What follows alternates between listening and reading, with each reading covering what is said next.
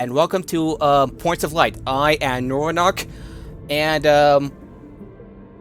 and once more, I am the Dungeon Master for Dungeons and Dragons 5th Edition. Finally, I get to say the full thing, right?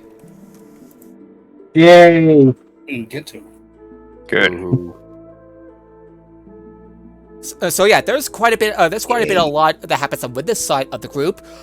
Where, long story short, Celeste has received letters from not only her thought to be dead father, but also a parchment with a vague warning or threat. Be prepared for unforeseen consequences from Eric Blacktree. Looking around for Eric Blacktree, they came to a tavern where he was believed to be last seen, only to find themselves face to face with the Golden One. Let's just say it is a sadistic beatdown, a one-sided. We kicked his ass, cold did a bunch of experiments on him, and we just let him slink off to lick his wounds. I didn't do experiments on him. The worst I did was give him an electrified purple nurple. Ouch. As did Celeste. Who was it that basically cauterized his urethra? Because that was too far. Yeah, but that's, like I said, it's nothing to cure wounds. And I'm pretty sure. It's gonna take multiple cure wounds for that one. Anyway, that would probably take restoration. We kicked his ass. The Golden One's off the board, and then all hell broke loose. As the reality story has been released upon Sharn, starting from Skyway, which bled over to the rest of Sharn, as the party makes their way to the guild, where there was an explosion there, and worried for Lara's safety. We were? Yeah. Turns out she's our boss. Wait, we were worried? I'm pretty sure that, well, technically at the very least, she could handle herself. I mean, we've already dealt bad. with weird shit. Yeah. As you arrive at the guild hall, a flock of birds descended and landed around the debris of the guild. And out came the provost's voice with a demand. They have less than 24 hours to hand over a bunch of platinum, to hand over the hostage blood money, or else Skyway will fall. But Laura sees this as bluff, and with the help of Apparatus. What kind of bullshit fucking Dr. Evil supervillainy is this? Some dumb shit. $1 million. That's not a lot of money. 1 million platinum, as a matter of fact. 1 million platinum. 1 billion! 1 Someone million. could have 2.5 is too much. Just 1 million. Yeah, 1 million platinum. So, thanks to Apparatus able to decipher the Convergence Manifesto, basically you have devised a plan where two groups would find the artifacts, which are paired and are spread across 6 locations. Bree and his group will be taking care of the 3 locations, while the rest of you will take care of 3 other locations. And that is where we will start. And I call dibs on throwing him off Skyway. Thanos style, with Thanos and Gamora. No, if you're gonna do that, you're gonna do it drop. as Sparta style, the 300 style. 300. Leonidas actually said something much more badass in real life than that. Okay, the ambassador came. He's like, "We will take your land and your water." And that giant pit was basically a sewage pit that they also shit down.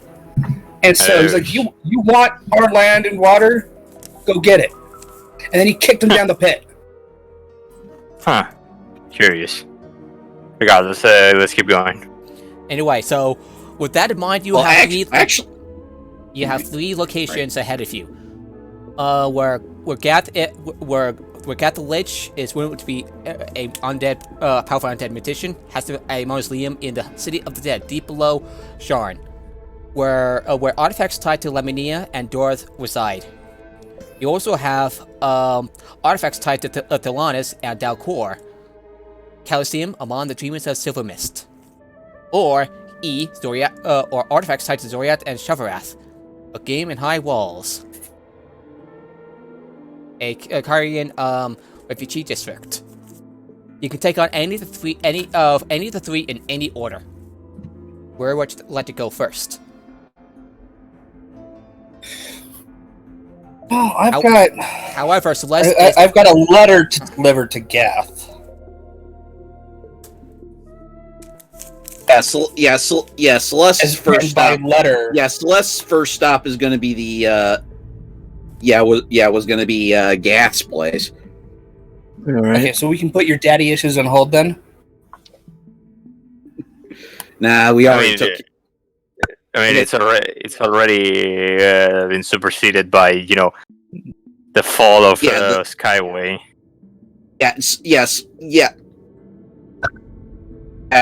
Celeste Joestar can't go back home if she doesn't have a home to go back to. So yeah, she's very interested in keeping Skyway in its proper place.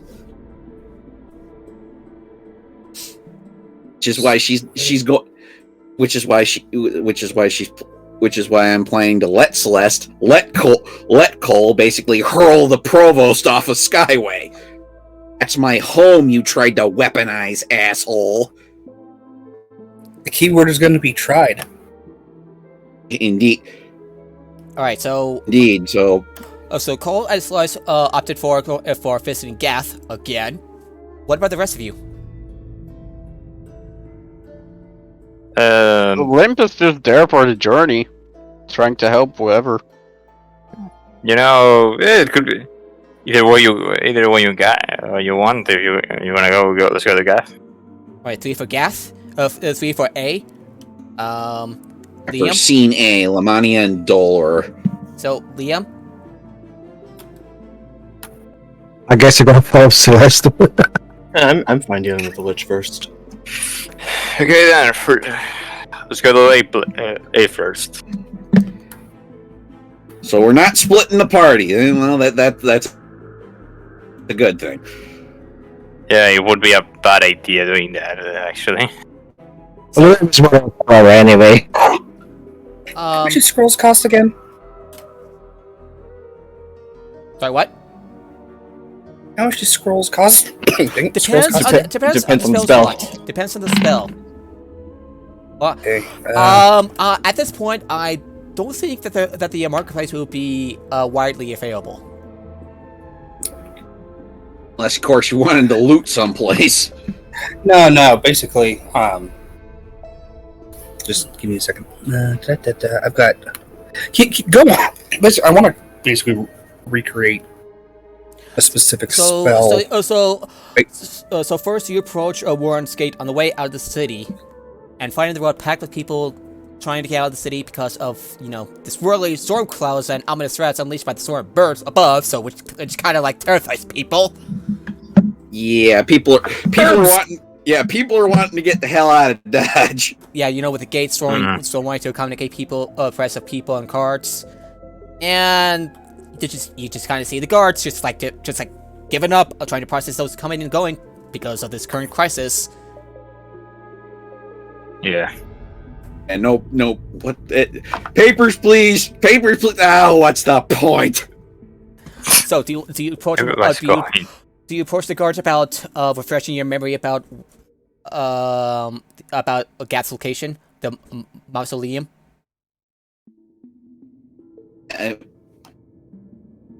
No, that shouldn't be necessary. But any chance we can get those Featherfall coins?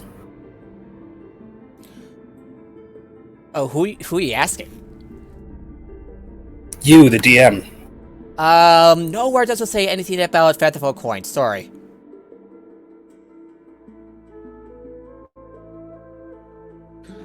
I think he's no. Actually, I think he's referring to a I know specific magic item native to Sharn. I know what exactly you're talking about. I'm gonna look it up. Featherfall coin. They're actually. It would be a token. Feather token. Feather token.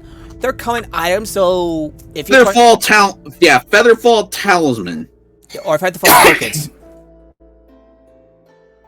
Well, we're gonna play one of my favorite games getting down there. Yeah, and that game is called Fuck the Stairs.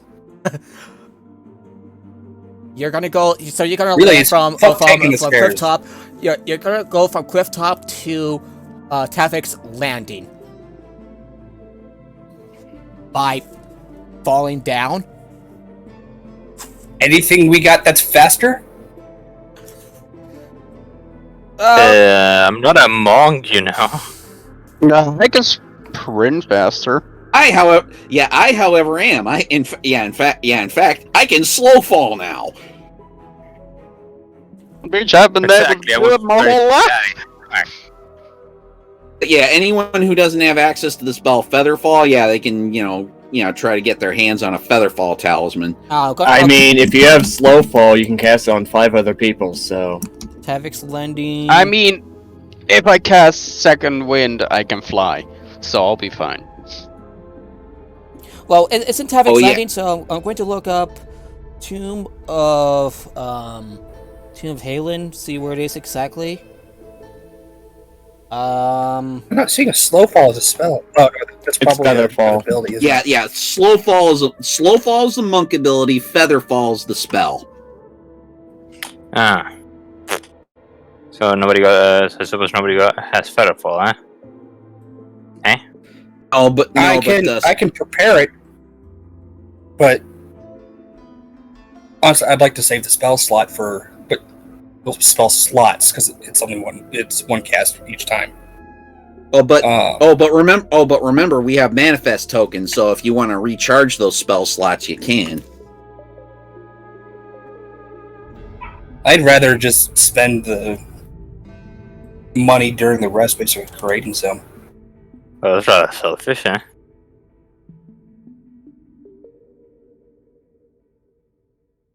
Yeah, it's in City of the Dead, so I'm gonna look up where City of the Dead's at. You know, just for like all the all the nice details. So City of the Dead, in the Dungeons of Sharn. Damn, that's deep. So. Yeah, we're basically going down to the cogs. And you're gonna jump down there with either a feather token or your featherfall spells. It was Cole's idea, so what does everyone else want to do? I prefer to do this in the slower but safer way, because I don't have anything that can reduce the velocity that I accelerate at. So trying to find that gift. Lonnie would like to point out that while it would be expedient to leap down there. Okay, fine. Do whatever you're saying. Finish what you're saying. I was going to ask how far down it is, because I have Dimension Door. What is it like? So clifftop is clifftop. It's an upper Dura. Upper Dura. So you're kind of like near the top of the tower. So, and City of the Dead is way down there. So like hundreds of feet. Oh yeah, it's like 2 miles down. Okay, Dimension Door. Yeah, you'd burn several spell slots casting Dimension Door. You'd need teleport to get there. Yeah, that's ain't gonna cut it. Also, Lonnie would like to remind everyone, if it's a relatively powerful lich, and they see a group of people floating down from the sky, you don't think that they might think to get in range and just dispel them and watch us plummet to our deaths? I don't have a problem with that. I can just glide down. That's why it wouldn't be a problem for Celeste because A, she has slow fall, and B, Radiant Soul from her being an Asimar gives her a flying speed. Also, So what you're Limp saying could is you're carry fine you. going ahead and doing this whole thing alone. no, Yeah. just use another Featherfall token. It's a reaction to use. Limp could lift. Lyon The down thing down about the that would feather, probably be a the better thing about route. the Featherfall talisman, it's a one-use magic item. Yeah, so Okay, then. you're gonna be landing. But they're common, so Yes. So the tomb somewhere in Tadek Landing. You know the way. I also don't mean like we're just gonna float the whole way down. I'm talking we go down more ODST style. Like basically, we're basically Cole wants to base jump all the way down to the cogs. It's not the cogs, but You got down there. Yeah. So I mean, Limp It does ain't not the have a fall problem that kills you; it's the jumping sudden down. stop at the end. so No, she will not have to worry about a sudden So stop. Cole, you might just grab one of the She flies. one of the Featherfall tokens from Clifftop Guild storage. Make your way out, and you jump down. With onlookers just like looking on, just like Celeste will follow him. A pair of light wings emerging from her back, knowing that Limp. Cole was going to do this, and now I got to keep him from killing him. Now I got to keep him from killing himself. Limp just steps off the ledge, yeah. waving to the others. Because at this point, Celeste regards Cole as kind of his like her pain in the ass kid brother. Liam. Not jumping down Okay, so there. Liam, I may be a man of faith, but not exact. But I don't have the faith that my God will stop my fall. So Lonnie, Liam, Leon, what do you want to do? I'll take, I'll go ahead and I'll take the panoramic route, thank you. go ahead and take the offer to be carried. Yeah, Or that. Whatever. if you jump Oh, yeah, together with I'm a gnome. Limp, I weigh like 20 pounds. So it's if not an you issue. jump together with, Celeste- Limp can carry you down the last 120 feet. And so can Celeste with her so can Celeste with her astral self arms, since with astral self since with arms of the astral self you can use your wisdom score in place of your Okay, in then place let's of do your that. strength. Celeste is gonna summon her stand, and all right, whoever's grabbing into the scarf. Okay. And before you do so, you see I'm going to describe your new ally. Okay. And before you do so, oh fuck. I lost track of this. So give me a second. You see okay. a humanoid. So the monk, So you see if the monk was able to run straight down, it would still take him. Oh, I'm just falling. yeah. Okay. Yeah. Okay. I'm letting myself accelerate. Okay, I thought someone was saying that they're going to take the slow but safe way. It's like that's still going to take, even if it was 2 hours. straight down running, anywhere between 6 and 10 minutes. Yeah. Joining you is a humanoid-looking fellow wearing fur-collared, wearing a suit of fur-collared, well-kept armor. Wears like goggles, like face concealing mask with goggles. Not visiting their eyes. Also using the feather token joined with you, Cole, and a larger than usual raven, flying with them. Fuck yeah, ravens. Salacha, So Cole. Limp- Salakacha, Cole, says Amari. What?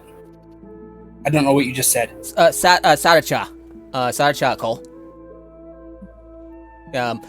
Salute you as they join you with join you falling down with Oh wait, Amari's the one that taught me my fighting style, right? No, that's Benrail.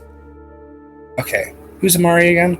The tracker from House Darask. The one that you interacted with before. Yeah. Okay, I remember now. So they'll be joining joining with you. So I see you you're falling down where exactly? They said as they fall down with you. Have you ever Still, fucking gone Halo jump. parachuting or anything? Because it gets noisy. You can try. Oh yeah, I remember. It's fantasy. Talking is a free action.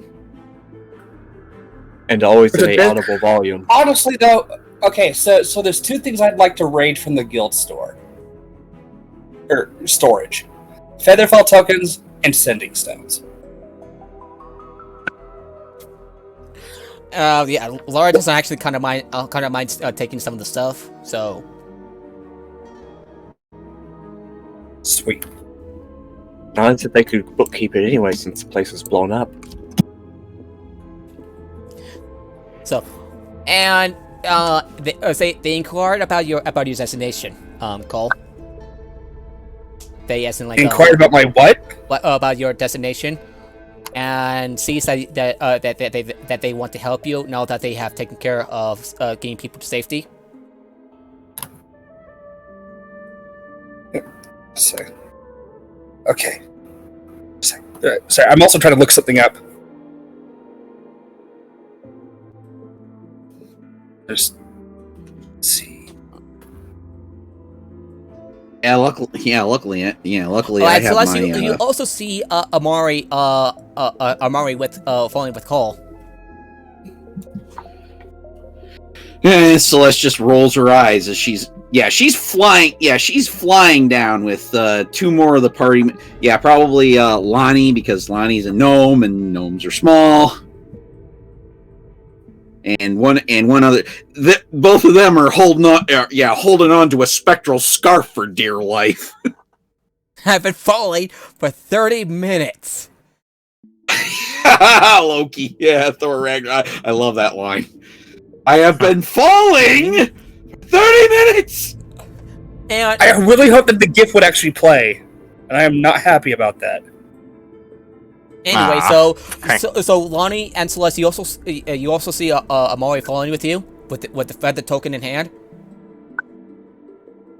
And Okie doke. They will be joining with you for at least this part of the for at least with the Gath. Celeste is all new friend. Yay! I hope you don't. I hope you don't stop suddenly on the way down. What would normally take you about an hour or so to get to your destination takes about a fraction of the time. About say, you're basically taking a shortcut. What? Okay, so it's like what, 2 miles down or a mile and a half? Something like that. Okay, 1/2 VT squared. D equals 1/2 VT squared. So what we need. Let me try to remember the math. Okay. In the let's see. meantime, I will be writing down the spells for Amari. So, spells known. 9 spells. So we're going like what, 2.5 kilometers down, about. So. Cure wounds. Okay.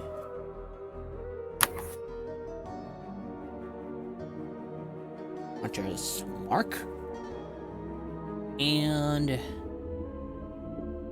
snare.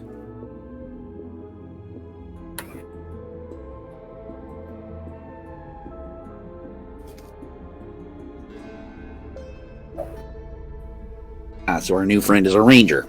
Yes. With some spells, since they also have the mark of finding. And on their person, of course. Oh, sweet! What? Are you freaking serious? It would only take about 25 seconds? Yeah, it'll take you a fraction of the time to get down there, but getting back up will still be a bit of a pain. Oh, yeah, I know, but Oh, there was a We're starting at the blockade. bottom, and look where we are now. We can always But hope. if we're not, but if we're nice to the Lich, assuming he's got teleport in his spell book. I was thinking maybe use the Fulton system. Yeah, that he Is may, it by or lure he may to have get a up? portal system set up. That too.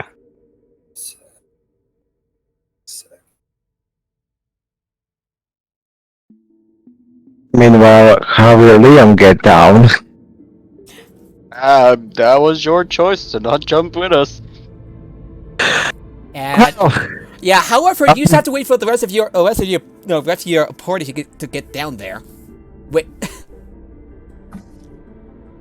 Luckily, one of the party, namely Celeste, can actually fly. Can Celeste carry Liam at all? Yeah, looks like Lonnie and Liam are the ones riding. Yeah, riding on her astral self arms, which actually look like a scarf. That saves us a trouble. Because arms of the astral self allow a monk to use their wisdom score in place of their strength score. That effectively makes Celeste superhumanly strong because her wisdom score is capped. Nice. Wisdom score of 20. Yeah, her stand can carry a couple of passengers, no problem. Oh, wait, no, with terminal velocity, it'll actually be about double that time. So about 55-second drop. So about a minute. So I just want to let you know, since some of the party members decide not to drop with you, you're going to wait for them to catch up. Wait. Oh no, they can fall with us. They just have to wait like 12 seconds. 12 seconds. I was talking about like Liam and Lyon, because they didn't choose to fall with you. Yeah, they just have to wait 12 seconds and then jump after us. Wait, I thought it's Liam and Celeste is carrying Lonnie and Liam. Okay, Lonnie. No, Liam. Lonnie is getting carried by Limp. The point is, Lonnie made it down fine. Yeah, and what about Lyon? Regardless. What about Lyon, though? Okay, looks like I whoever can't Featherfall. It looks. Jump with her. It looks like Limp Cole, Lonnie, and Celeste can get down there with the following no problem. So it looks like Liam and Lyon are the ones being carried by Celeste. Yeah, so everyone gets down to we all. Wait, so how is Limp getting down? We all get too many names. because there's a ticking clock and we ain't got time to waste. So how is Limp getting down? Limp just... The last 120 feet, she unfurls spectral wings and gently stops on the ground. Mm-hmm. Alright. I'm a fucking dragon monk. Like 5 to 10 times as long discussing how we're getting down than the fall's gonna take. Oh my god. 10 D&D minutes is the equivalent of 3 hours. Didn't you know? Yeah, it's like it takes 3 hours to do a 5-minute battle, 5 minutes to do a 3-day travel. Yeah. It's like, comic book time. Wait, so Lonnie says, or Dragon Ball Z time, where it takes like 10 episodes. Yeah, where it takes like 15 episodes to tell a story that takes place over a span of 5 minutes.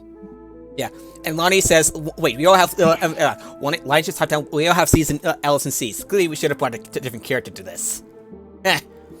We all what? Brought a different character to this.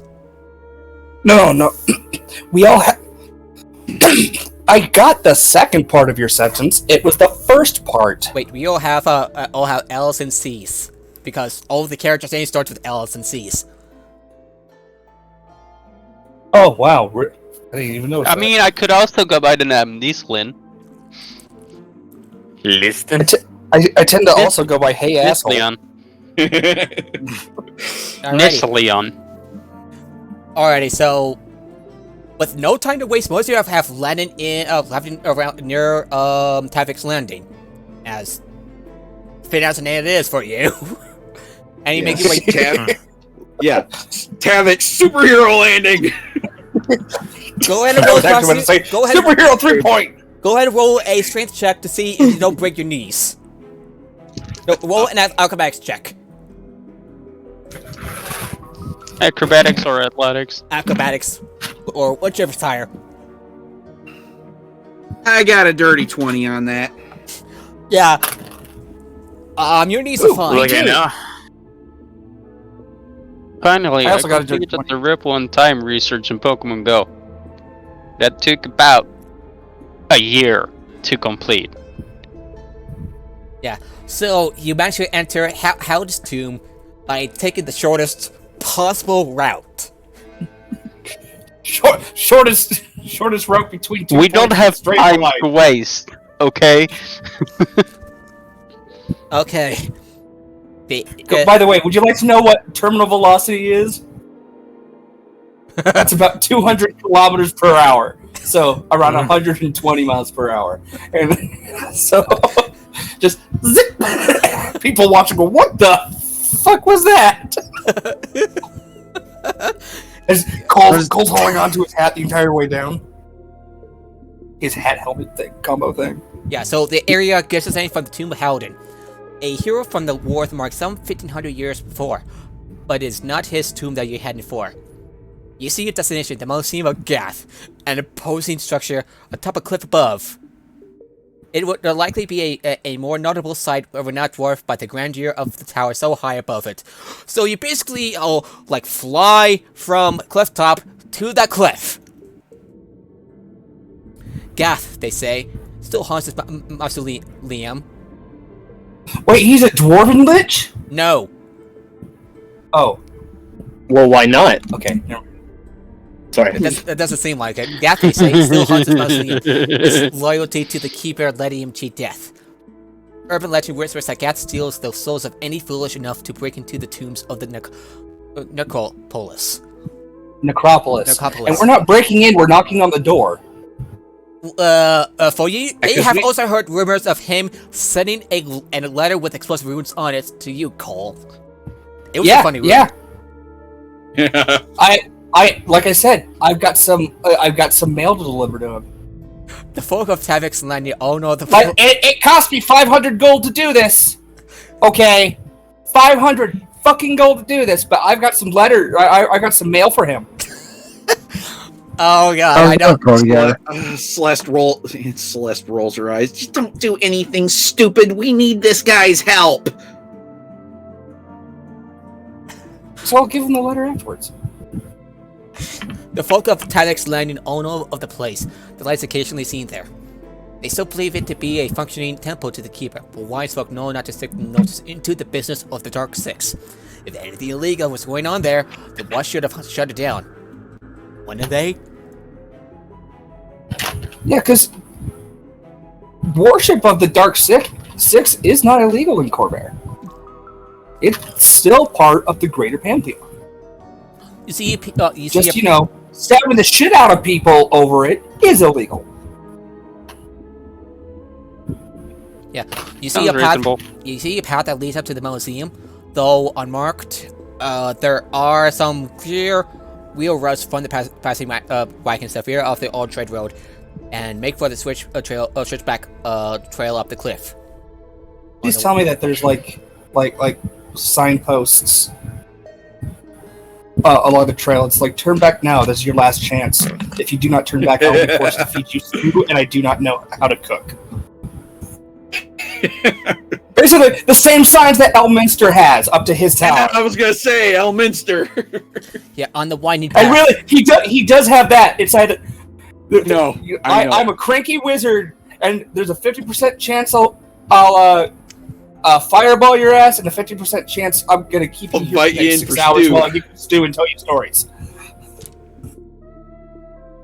On the winding path, you come across a curious sight. A dwarf with a bald head and a well-kept braided beard. He leads a mage-bred mule holding a cart to lock boxes. The dwarf seems wary and keeps looking over his shoulder. Of lockbox? Did you say of lockboxes? Yeah, a cart of lockboxes, yes. The dwarf seems wary and keeps looking over his shoulder. When he sees you, he stops, steps to the side of his cart, opens his jacket, and rests his pawn on the handle of a sheath worn on his belt. I don't know what you want, but why don't you just keep on walking? I don't want any trouble, and trust me, you don't want it either. Neither do us! Out of the way! Out of the way! Yeah, we're kind of busy too, friend. We don't want any trouble, and Celeste. At risk of sounding like Kobold Little, the sky is about to fall. Let's go. Instead of Chicken Little. Whoever wants to roll a persuasion check, go ahead. Oh, Cole's just running past. That'll be me. I'm trained in persuasion. Let me check. I'm not But sure. so am I. I rolled 18.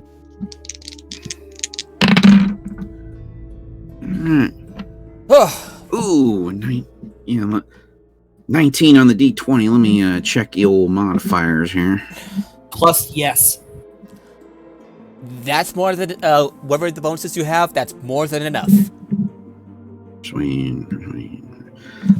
Yeah, that's a 24. Yeah, that's a 24 on that roll. Your charisma's wait, what? No. No. I thought that was a plus. My modifier was a +5. No, my modifier is a plus. No, my modifier is a +8. Yeah, that's a 27 on that roll. So he definitely relaxes a bit, and by the looks of it, he seems to be willing to talk. Did anyone mention Geth, by the way?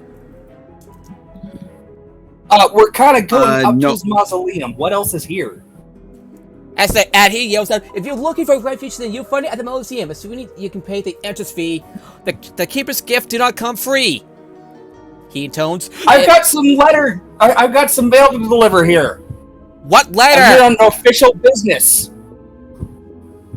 Well, it's a federal crime to tell you what's in someone else's letter. As I just run off and don't know or care if that actually is a thing. He sighs, pinches this ridge, looks at the rest of you and says, "Well, if we're headed the same way, come on.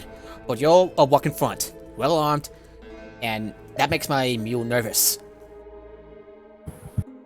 Because I was about to say, we'll just throw you off the fucking cliff if you're going to be a problem. But since his mule is upset, okay. Because I don't give a shit about you, Mr. Dwarf. But when the mule is sad, I am sad. What about the rest of you? That's out of character. That's out of character. Because Cole's just going along. And I'm gonna say because that was in character. Celeste was just gonna cock her eyebrow at Cole and say, "I'll never understand you." Like I said, Cole isn't stopping for this guy. He's going. Cole at this point is being polite to the party by not using expeditious retreat on himself. How fast would you go with expeditious retreat? It's basically less than and Amari just like sighs when Cole runs up ahead. Liv just jogging inside him. And they said, "Such a reckless boy." By the way, this is the third time Cole has ever actually ran. Celeste is all, Celeste is all, tell me about it. I love him anyway. Excuse me, this is only the third time Cole's ever actually ran in this campaign. Cole does not like running. Was they say run like the 12th Doctor, running like a penny with its ass on fire?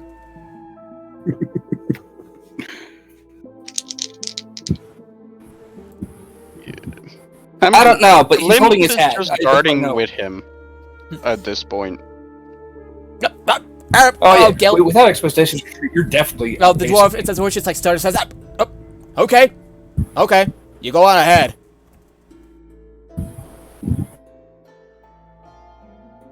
Right, Limp is accompanying Cole. Alrighty. So the trail. As is Celeste. Luckily she's got unarmored movement. Your action to dash, about the same speed. So the rest of you caught up with Cole, just like starting booking in and everything. We're all doing the Dragon Ball Z / Naruto airplane arms. Marius, like Limp is just being an acrobat. Yeah. It's hard to tell with the mask Amari is wearing, but you can tell by the tilt of their head. They're a little off-put by your antics. Not the first time we did something weird. I have seen The weird sky things. is about to fall. Right now. The fact that other people aren't trying to fucking book it is weird. Fair enough. And catches up with you. So the trail eventually leads each of you to a white, stark marble Everdice. You remember this place. Edifice. Edifice. 100 feet tall. Yeah, it's pronounced edifice. Yeah. 100 feet tall with ordinary geometric patterns that's carved into the pale stone. The only obvious sign of the keeper is on the outside of the building, west on the door.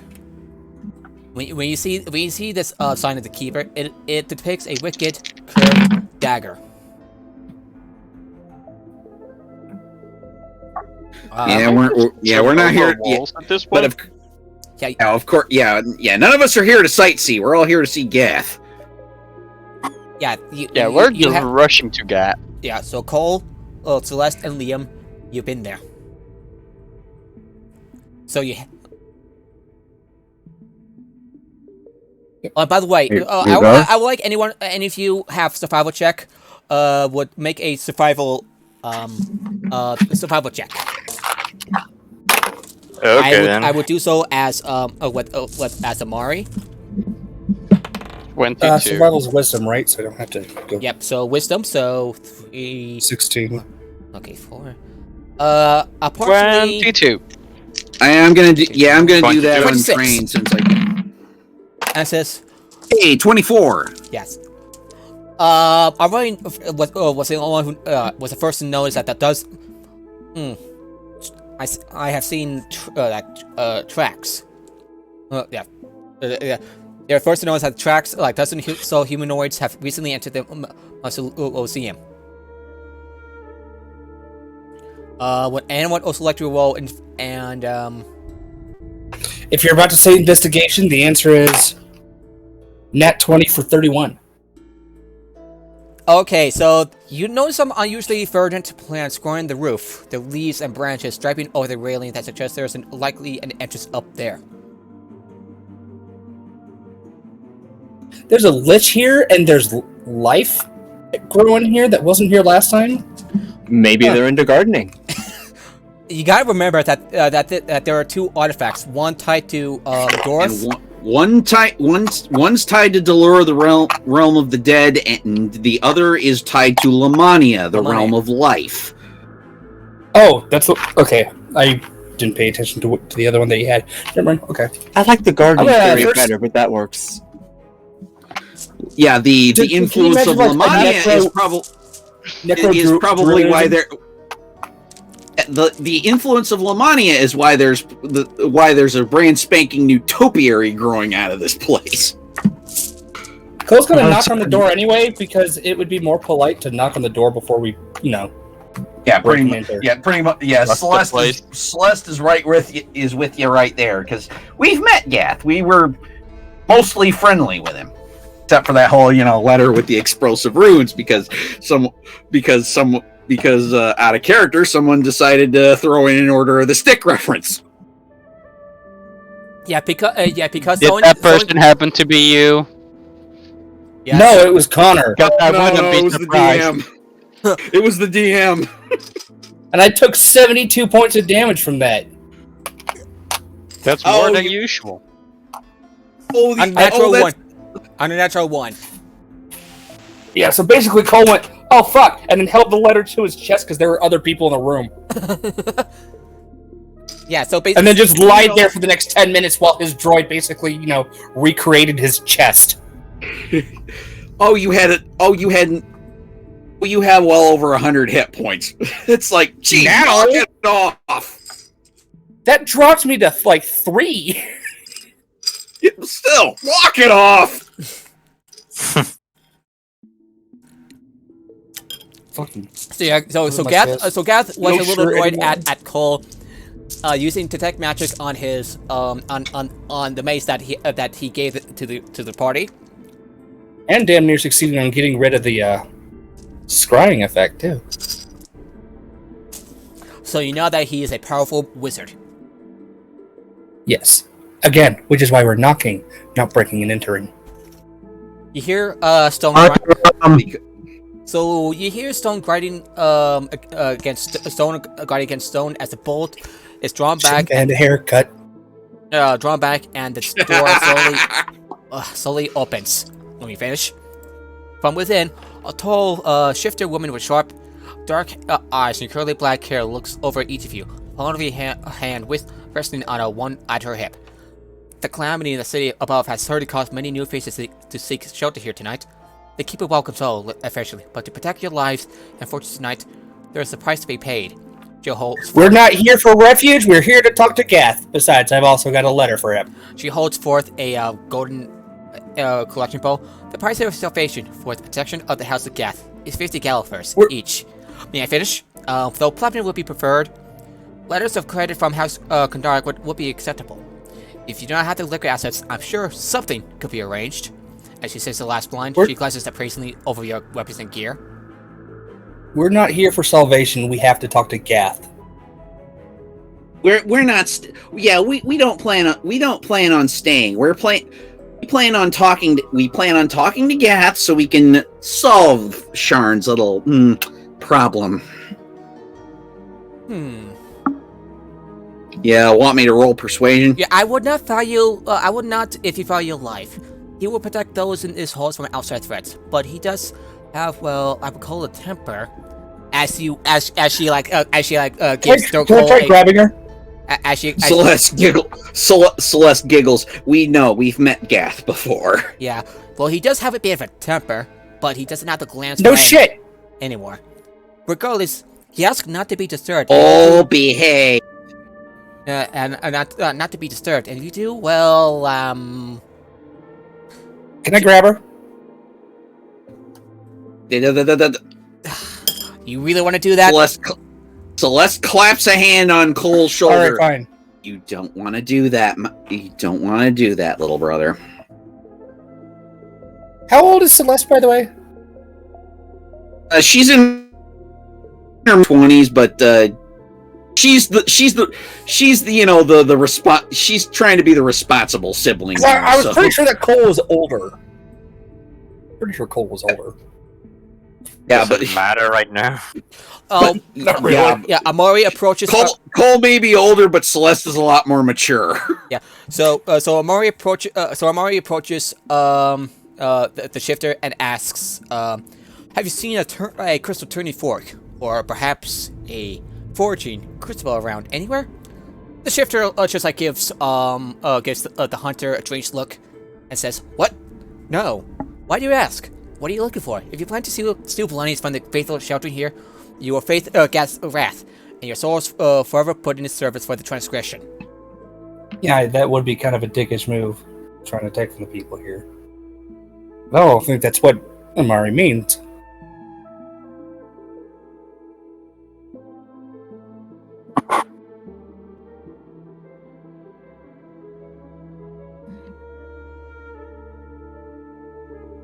Are you gonna continue? Yeah, I am. It's just that was me agreeing with this gatekeeper, but Cole's starting to get actually really pissed because again we're on a tight schedule. Yeah. There is as they say in the screenwriting business, a ticking clock. All right. I'm trying to. So go ahead if you would like to make a persuasion roll if you want to convince her to let her your way along with. Can I use intimidate? Yeah, no. Let Celeste let us through, or I'm telling Gath. Celeste is gonna play good cop instead. She's gonna, I'm gonna roll that persuasion check. And let's see if does a 23 do anything? Yes. I said. I see. I got a dirty 20 for intimidate. Oh, I see. If it's an emergency, you can go ahead and see Gath, but the entrance toll still applies. And Celeste reaches into her bag of holding, counts out 350 Galfars, 50 gold for 50 gold for everyone present. Just the 50 will be enough. Oh, just the 50. Just the 50. I thought it was 50 each. That's why I was kind of annoyed. But Celeste is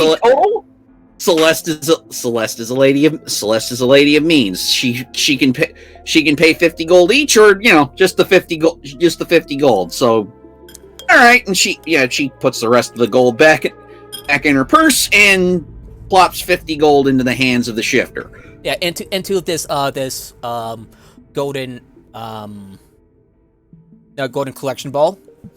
Thank you for your service. Oh, thank you for the gold. So, why don't you just sell the fucking gold collection tin, get a wooden one, and Jesus fucking Christ!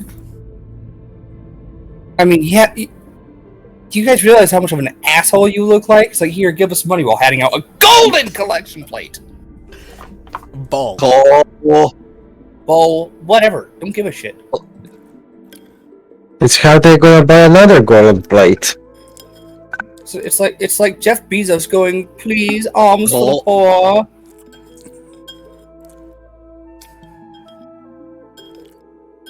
Anyway, just finish out my bowl. And as we make our way to Gath's private chambers, Celeste is dragging Cole there by the ear. Why? Cole's going. Yeah, she's being a petulant little shit about the golden collection bowl. No, seriously, if that's kind of a douchey move. Don't care. Ticking clock. We have a city to save. I can talk and walk at the same time. Yeah, that's what you are doing right We'll now. pay him later. Alrighty. A little things called talks too much. As you reach the roof, you feel a wave of vigor hit you, like a crisp, cold breath of air. Then a heartbeat later... A wave of what? Vigor. Vigor. Okay. Like a crisp, cold breath of air. Then a heartbeat later, numbness creeps over you. Color is dull, sounds muffled, but oddly, you feel strangely refreshed. Confused, you gaze around the roof. Its temporary garden is strangely lush considering the desolate surroundings, and its colors stand vivid against the muted palette surrounding it. In the center, you see a stone table, a brazier upon it burning hot. Hovering above and glowing red from the heat, you see the Deathscape Crucible, this melting cup capable of channeling the life force of untamed nature within Lamania. Resting inside it, the tines of the Kyber shard fork, turning straight upward, rest the force of the Keeper, and with it, the apathy of Dorth bleeds into this plane. Not only Dolor. By the way, not only do all of you gain 10 temporary hit points, I would also like you to roll a wisdom saving throw. Just have my dice. What the fuck did I put right there?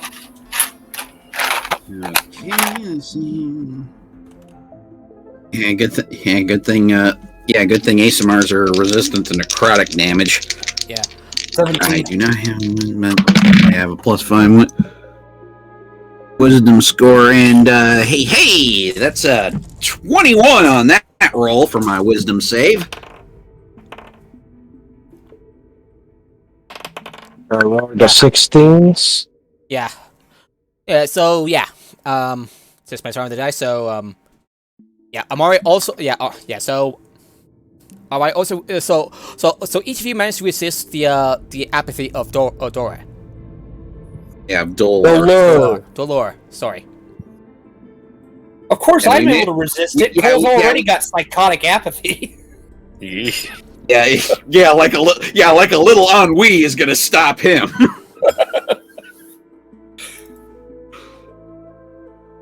On the far side of the artifacts sits a man in stark white armor, helmet resting on the table. His eyes glow faintly, his skin a sickly gray, and shaggy hair on his head lies limp and pale. He reaches into a plate heaped high with fruits, casually popping a grape into his mouth. As he slowly chews and kisses you, he finally speaks. Oh, it's you. I suppose you are here about what is happening above. He waves a hand at the sky, where the roaring clouds of the reality storm hang above high above the city. I wondered if someone would come by. Would you mind telling me what is going on? Yes. I'm gonna reuse my quote from earlier, not to sound like Kobold Little, but the sky is about to fall. And Celeste adds, "Yeah, we're here. Yeah, we're here to prevent. Yeah, we're here to prevent a little bit of a calamity." Oh, and by the way, as DM, what is everybody's passive perception? 15. Yeah, I think 23. Before I go, my passive perception is 24. 18.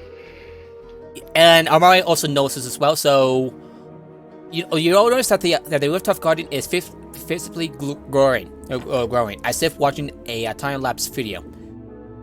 Even more surprising when you look at yourself, you find that your hair and fingernails are getting longer. And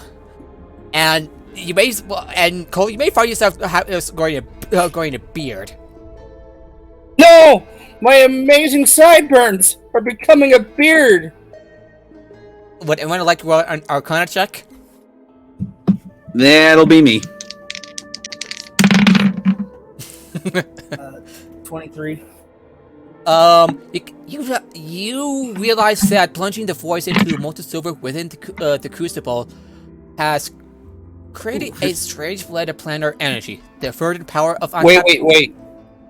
Figured what into the crucible? Yeah, that plunging. Yeah, I got a dirty 20 on my Arcana You've deduced roll. that plunging the voice into molten silver within the crucible has created this strange blend of planar energy, the further power of untapped nature being channeled directly into an artifact device to summon the energy of the dead and reach beyond death. This effect seems to have enhanced on dead things, making them once again appear and function as alive, even if they are still dead, or, well, undead in Gat's case. Celeste is beginning to. Celeste is You're beginning looking to quite lively, Gath. Celeste is now. Yeah, Celeste and Cole have just put 2 and 2 together. The gentleman we're talking to, Gath, is that you? You look good. I could say the same thing about you, though. Your hair is, growing. You might want to get a haircut soon. Celeste doesn't mind. A, she wears her hair long anyway, and B, it's currently in a fishtail braid. And that fishtail braid is growing a little longer. Well, and as for her, and she also notices her nails growing like Yoshikage Kira's, so she just uses prestidigitation to trim them, to give them a trim. Lyon, you're becoming, your fur is becoming more and more puffy. You getting all fluffy. She's turning into a Wookiee. I like fluffy. Oh, come on, I didn't ask. I'm Martel. I'm fluffy. Oh shit, man.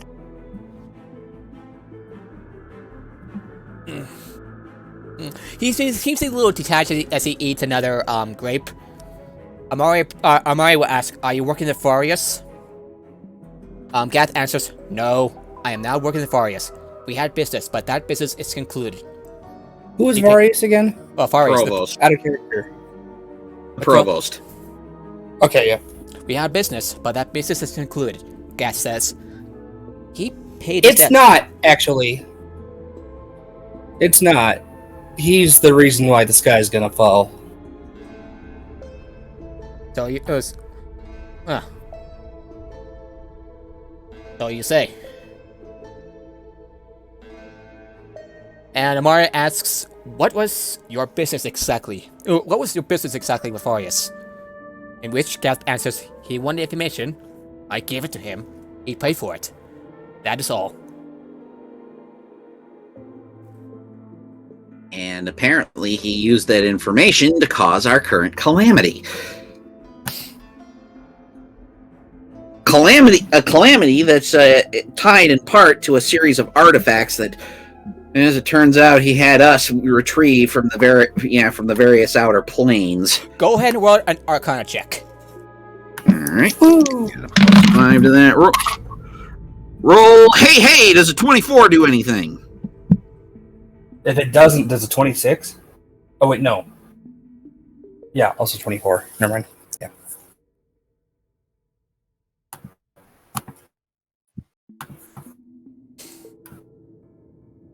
Oh yeah, you were able to point out that reality storm, as you basically say, it's gaining strength, and you also point out that it may begin to channel energy not only from the planes but carrying it as life force as well. And when he hears it, he seems a little unsettled, but it's another. And of course, there's the straight up physical destruction of it falling. Roll also a perception. Roll a perception check. 23.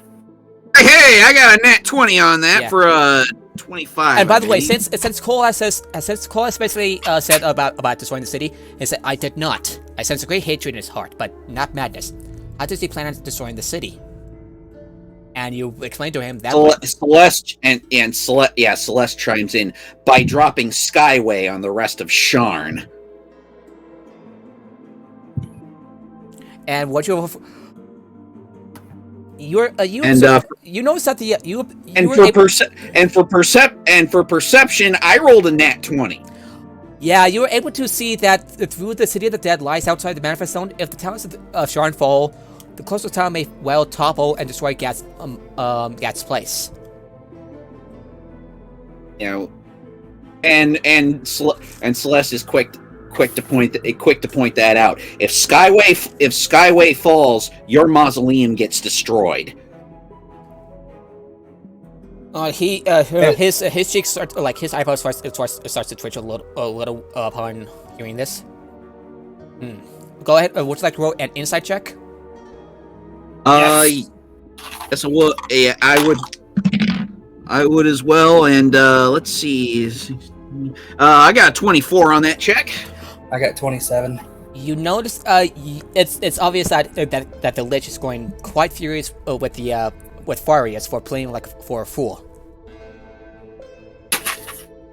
My favorite line from Batman Returns. You gotta admit, I played this stinking city like a harp from hell. I mean, we did warn you that this guy was... something was off about him trying to get all these artifacts.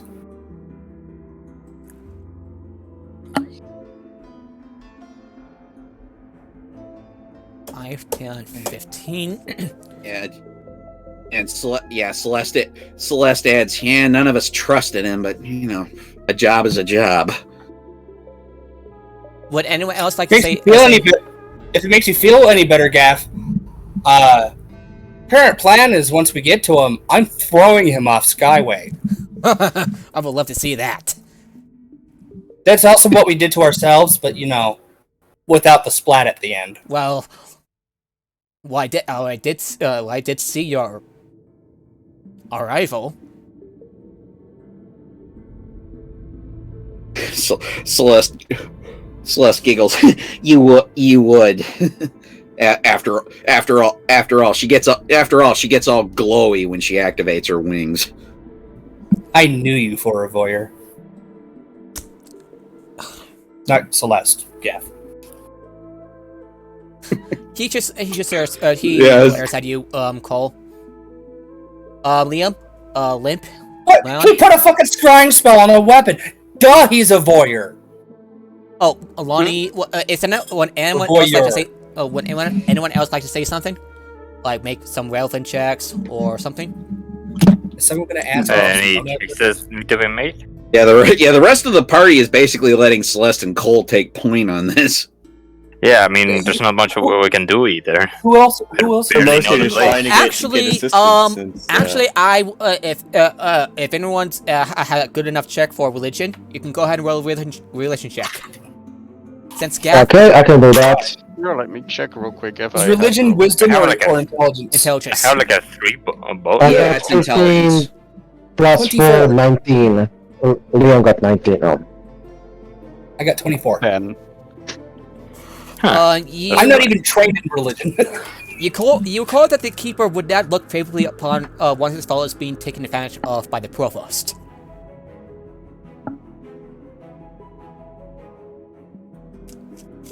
Then let's not take advantage of him.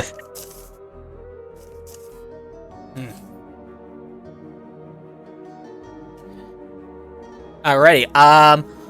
So anyone wants to say something before a persuasion check? Yeah, Celeste is like, look, we just need the Lamanian Dollar artifacts so we can shut this thing down. Then we have to go to other places to shut other artifacts down. Also, why do you have the artifacts? I thought we gave them to the provost. Or is that what the price for the information was? That is the price. Yes. Huh? Because I kind of thought he would have needed the artifacts. They are mine. A price paid for a debt. And what I do with them is none of your concern. Well, it is, but it's kind of low on the list right now. Alrighty, At Celeste, the very go ahead. least. Yeah, go ahead and roll persuasion. Yeah, and let's see, 17 plus what's my persuasion? Yeah, that's 25 on that roll. Gath sighs and looks over his shoulder at the sea. I suppose it would be a waste. It took them so long to build the last time. Very well. Extending his palm toward the Sky Crucible and the force of the Keeper, a spectral skeletal hand forms over them. The bony figures grasp the red-hot Crucible, moving over the bracer and depositing it at your feet. It then plucks a forked kyber shard from within, dropping it to the ground. As a voice separates from the Crucible, the gray skin on Gath's head settles off, leaving a pale, gleaming skull with brazen red pinpricks of light where his eyes should be. The burning red eyes turn to focus on you as he picks up the helmet and places it over his skull. I trust this is satisfactory to you?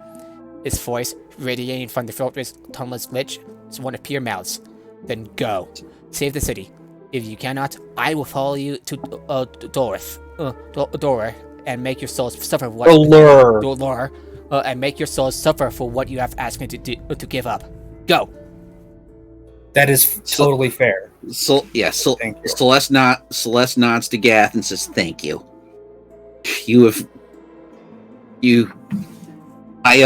We all of us, this whole city is in your debt."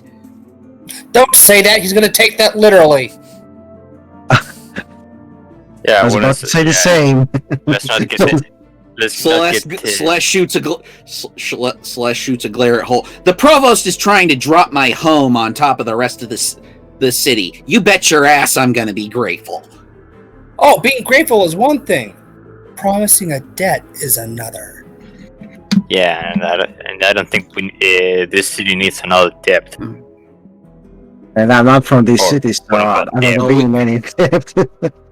All right, let's pocket the artifacts and let's get out of here. Thank you again, Gath, and Celeste is ushering everybody the hell out of here because Gath, before I leave, Gath is not. Gath is not. Finally, here's a letter, and I toss him the letter. He catches the letter lands on his feet. Yeah, because Gath is Make sure currently you're not alone when happy. you read it. Out of character. Gath is currently not happy about, having to once again be a skeleton. You look cooler this way, by the way. Sucks to be him. Yeah. Yeah. He starts murmuring a few words in arcane language and makes gestures at the letter as they head out. You know full well what it is. Alrighty. With 2 artifacts in hand, you have 2 more destinations to go to. Okay, we're putting 1 artifact in each of the containers on my steampunk haversack. Alrighty. And Where would you like to go next? Either to Khalistan or the high walls. Hey guys, I'm gonna go. I don't feel so good. Alrighty. Fair enough. Okay, then. Actually, That's- how would you describe your character temporarily leaving? She quickly says like, "Hey guys, I think I know where to find some more help," and runs off before anybody can really say something. She like sprints high speed off and flies up in the air, using step of the wind Okay, then. several times to get up faster. What are the other? So what are the other 2 scenes we're supposed to do? Scene C, Honest and Dalcor, and Scene E. Yeah, and Scene E, Zoriat and sweet. Shavroth, a game in Sweet. high walls. We got all the fun ones. Well, I want to let you know that that the other group was in a time loop. Yeah, it was quite quite weird to say the least. Which one was that? At scene F. Morgrave. Oh,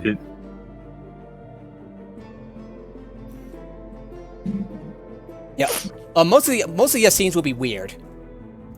Wait, which? Okay, I'm trying to remember what Don V and Kithri are. Order and chaos, basically, for scene F, I presume. Order. The only order I want is my lunch order. Alrighty, And the order of operations in Arcano Mathematics, because without it, your shit goes boom in a bad way. Oh yeah, Lonnie just says Cole nothing would be but a sh- bad yeah, Cole would be- associations with getting that artifact. yeah, Cole would be a shoo-in for the Izzet League of Ravnica. Oh, explosion yeah. bad. The Izzet League is basically a guild of mad scientists and civil engineers. Yeah, that blows shit up all the time. That blow shit up. Cole thing, explosions are awesome but bad. Yeah, I still like the Izzet League, mostly because their guildmaster is a dragon. Yeah, that would be kind of cool. And Nif Mezzet is awesome. He's basically like an Ivy League Tarask. Alrighty, so where'd you like to go? Anyway. Go next. Wait, did we disable I the vote artifact? for whatever's closer. Did we disable the artifact? We got two of the 6 artifacts in your person, and No, yeah, but we disabled it.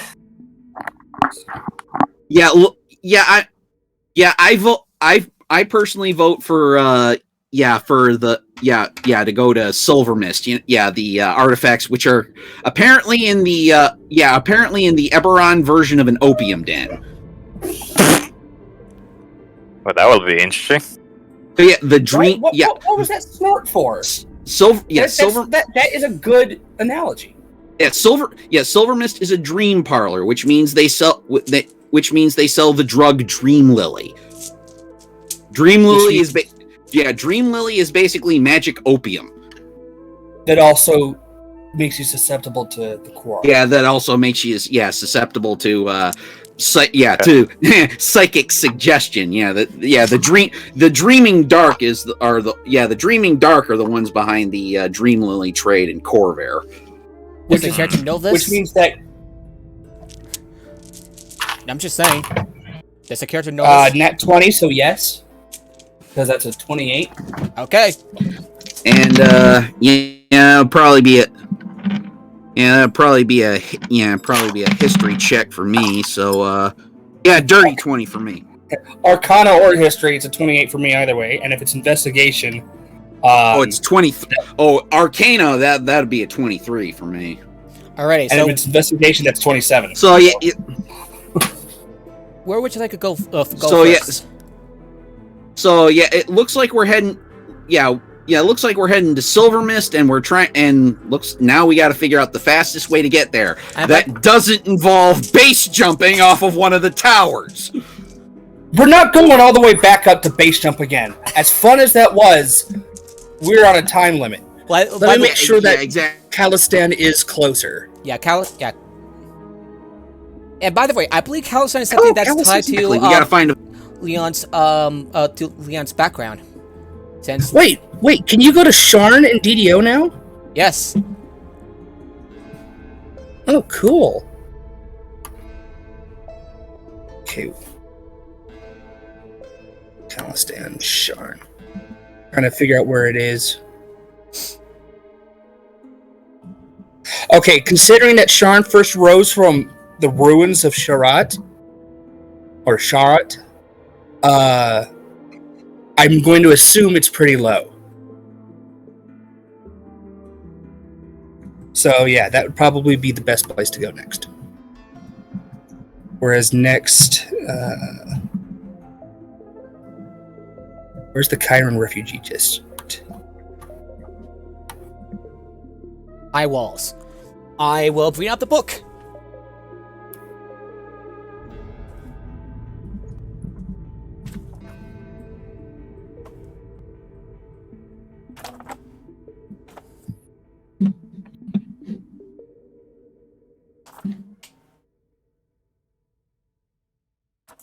The fact that it's called High Walls, I'm going to assume it's further up.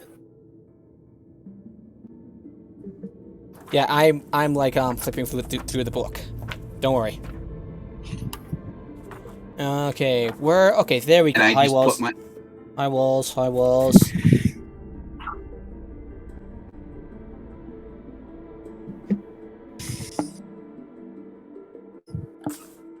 You know, I kind of pissed off about Hero Machine. They haven't added anything new for like 2 years.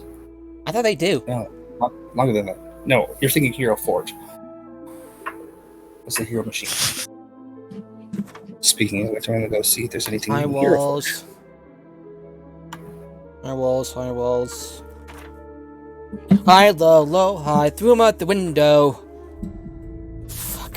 High, low, low, high. We threw it out the window, the window, the window. The second story window. High, low, low, high. Threw him out the window. The second tallest tower. High, low, low, low, high. We threw him off the skyway.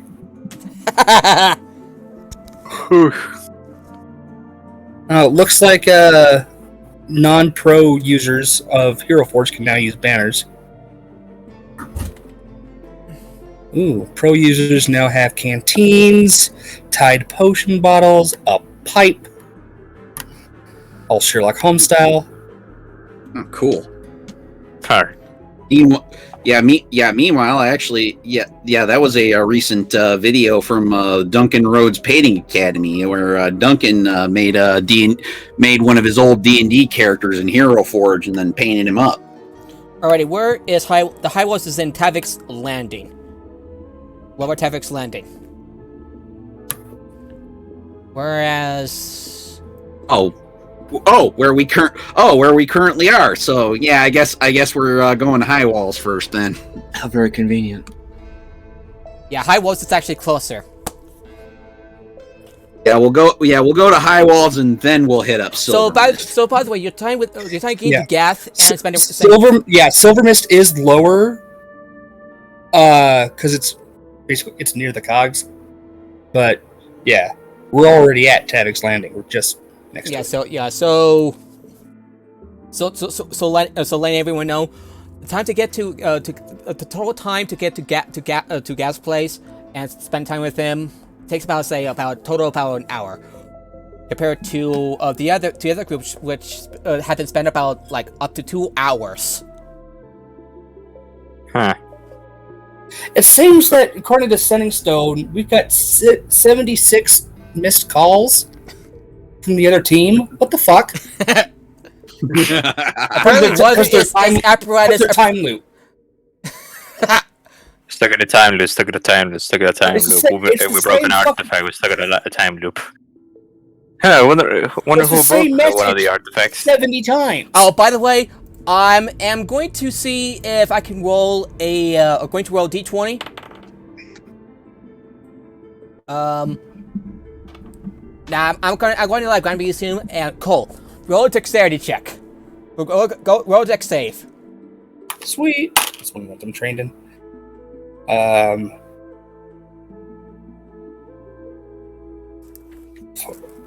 25. You see a bolt of lightning traveling down from the sky and land at you as all of you leave the gas place. Take 7 points of lightning damage. However, you got out of the way just in time. You take 7 points of lightning damage. Okay. Oh, Cole, are you okay? I honestly expected a bigger retaliation. Let's go. Yeah, let's get out of here. Yeah, let's get out of here. Would you like to roll an Arcana check? Sure. I'll make that roll. And dirty 20. You recognize a spell that's informally called "Screw That One Guy" in particular. Screw that one guy. So here's how the spell works. It targets a random person within a range. That can include yourself or your allies. They get struck by lightning. And then there's a timer for like a couple of minutes. Every time someone casts that spell again, another bolt of lightning to that same person. Why is this spell suddenly appeared in my spell book? How weird. or as I like to call it, fuck, I messed up my lightning spell. Sorry, it's unstable, guys. Hey, googly moogly. Did Gaff cast that? No, the sword seems to come from somewhere. Oh, let's see. Is it tied to the reality potato? Nope. Because honestly, I would not be surprised if it did. Do you want me to tell you? Investigation. Can I do an investigation to see where it came from? Go ahead. Okay. I rolled kind of low. So 23. You kind of hear people murmuring about a bolt of lightning that somehow seems to come of source from deep below the cogs. Rumor has it that seems to be tied to a Calstar ally, Kate Moore. Huh. Did Kate freaking cast the spell and I just had to be close enough to hit for it to go after me? Yes. Wah wah. What? One. I'm more upset by the wasted spell slot. Right? Because screw that one guy in particular is let me go to D&D Beyond. Collections. Whoa. Collections. Browse spells. Spell name. Sorry, I was just like laughing my ass off because it's such a funny homebrew spell. Yeah, I was looking. Let's see. Screw that one guy in particular. Oh, it's a first level spell. Oh my gosh, I'm looking at all the different versions of this.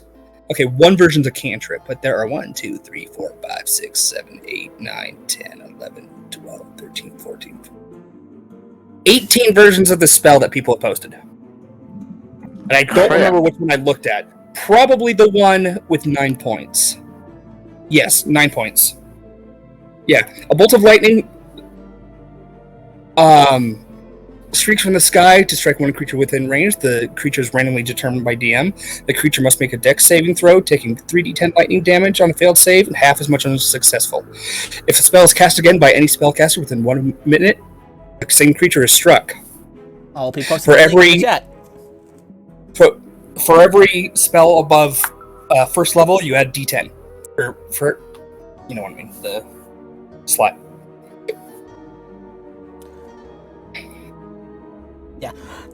Yes. So apparently, Cape March, so long story short, the Cape Orange player had to leave for a bit and ask someone to take over. So Bree takes over, and he has her character cast that spell. Yeah. Honestly, okay. Does Kate Mora actually have that spell, or is that a possibility of any spell happening, basically misfiring like that because of the reality storm? It's literally her casting that spell. Okay. While you hash this out, guys, I got a BRB. I'll be back in like a minute. All right. Alrighty. So in the meantime, so you have a little bit of time. You have some time between, time just between you and your destination. You have a moment to yourself. Do you want to talk about what comes next? Hopefully not another lightning strike. And it sounds like someone like Pathfinder's like, luckily, lightning doesn't strike the same. And you do not finish that sentence. No, you don't. No, you don't want to jinx it. Don't jinx it, yeah. Which is actually what happened in that trailer, by the way. That lore video, where Pathfinder and the guy are flying in this little jet plane. Lightning strikes lightning strikes the ship. Wait, video from what? Apex Legends. Oh. I sent the video. So luckily, lightning doesn't strike the same. And before he could finish his sentence, another point of lightning strikes it again. Strikes the jet. The guy glares at Pathfinder. Pathfinder just shrugs. And we're back. What did I miss? Nothing. Not much. So, man, there's no mass version of Expeditious Retreat. That makes me sad. I mean, when we're not in combat, Expeditious Retreat doesn't really do much, since all it does is let you take the dash action as a bonus, which we can just do regularly anyway out of combat. We can? I mean, you may as well use your regular action for dash, because all it does is adjust your movement. No, but it means that you can dash twice now, though. No, all dash does is adjust your movement. It doesn't matter whether you use your action or a bonus action. You can only you can't dash more than once. It doesn't. Oh, I misread the rules. Okay. No, Two words. Travel montage. No, because dash says that you move up to your speed. No, not a child montage. We do this. Oh shit! How does it go? Damn it! I forgot the name. We do this Edgar Wright style. Alright. Just a couple of cuts and we're there. Oh, you're right. You're right. Damn. Yeah. that is why that's why I haven't been using Expeditious Retreat unless I needed to. Yeah. Everybody ready to move on? Yeah. Do let's to Castellan. That means that everyone's slower than I thought, which still makes Usain Bolt literally faster than you can get in the game. No, so we did the math a while back. And without some severe magic items and constant haste and being a level 20 monk or 18 monk, you still would not be as fast as Usain Bolt. Still, I'm playing an anime. I'm basically playing an anime character here. So. What do you mean, basically? Your last name's fucking Joestar. I did base her on Giorno Giovanna, Son Goku, and Queen Elsa. with the outfit of Shantae, the half genie. Giorno. Actually, her outfit is Shantae from the waist down, Giorno Giovanna from the waist up. I see. Okay, so she wears Shantae's pantaloons and Giorno's jacket. Yeah. By the way, Amari is still with you. Amari is still with you because combat hasn't happened yet. Unusual in the bustling metropolis of Sharn, the district of high walls is surrounded with walls exactly as its name suggests. Several gatehouses are designed to secure the boundaries of this prison-like slum. Each staffed by a patrol of wardens bearing the crest of the Lyon crown. Amid the panic of a city under threat, the gates are locked tight and the guards are well armed. A crowd of poor refugees from Kyrie are arguing with the wardens, hoping to return to their homes and families inside. Yeah, it's basically the Kieran ghetto. Jordan Giovanni? No, it's the refugee ghetto, which is even worse. Oh. Especially because for whatever where do you reason, think where do you think the refugees are from? Kyrie. Now, Yeah. the Braelish are the most accepting of all of Corvair, except for Sharn. Despite the fact that Sharn has a higher monster population than anywhere outside of Droam and Darker, or Droam and Darker, their tolerance for refugees is pretty much non-existent. Yeah. Do you approach the gate guards?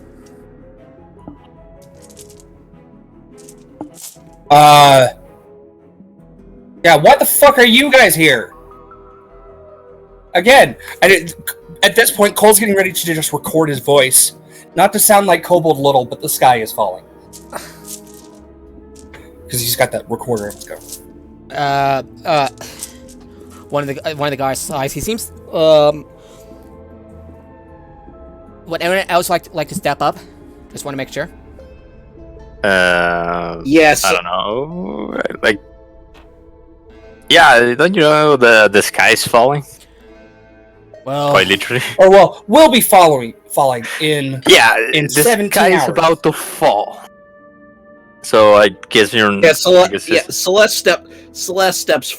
Celeste steps forward and tells the guards, "Hello, boys. We have some business in High Walls. If you could let us pass, please." Oh, we are aware about the we are aware about the sky falling. Well, Skyfall. Skyway falling. You know what I mean. Let it all Skyfall. fall. Not a bad name for a play or something.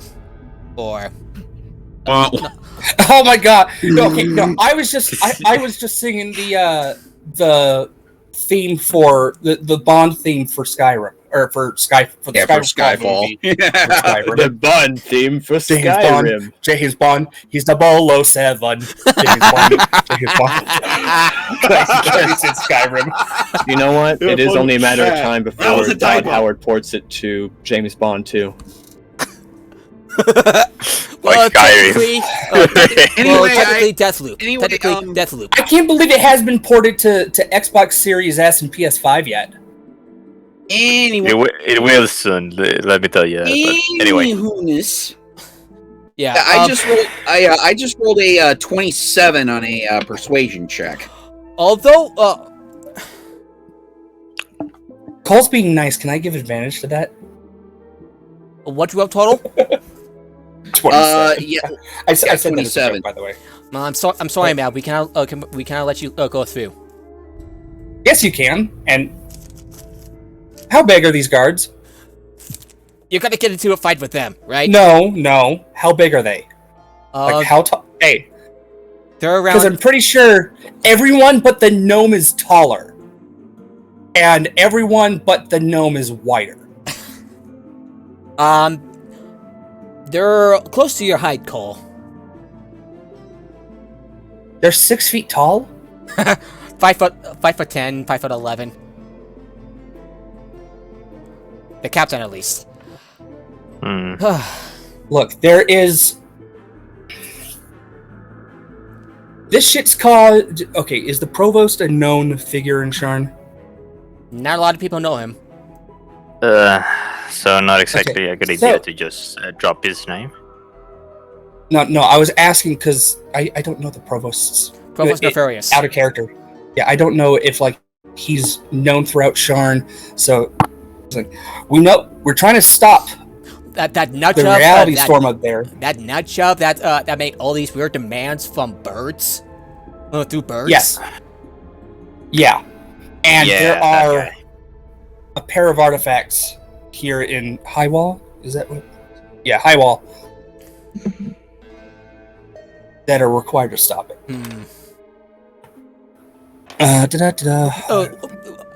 go ahead and roll an intimidation check, and perhaps he will tell you more. Celeste already tried and failed with the good cop. Cole, it's time for you to do bad cop. Wait, before you go in, the two artifacts, by the way, are madness and war. So unless you want to have to deal with everyone eating each other, we're going through. Now that you mention it, the people high walls have snapped.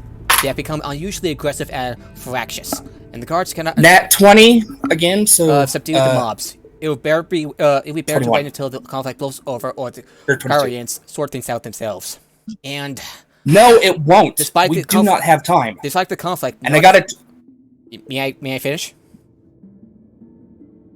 Despite the conflict, no one has been killed.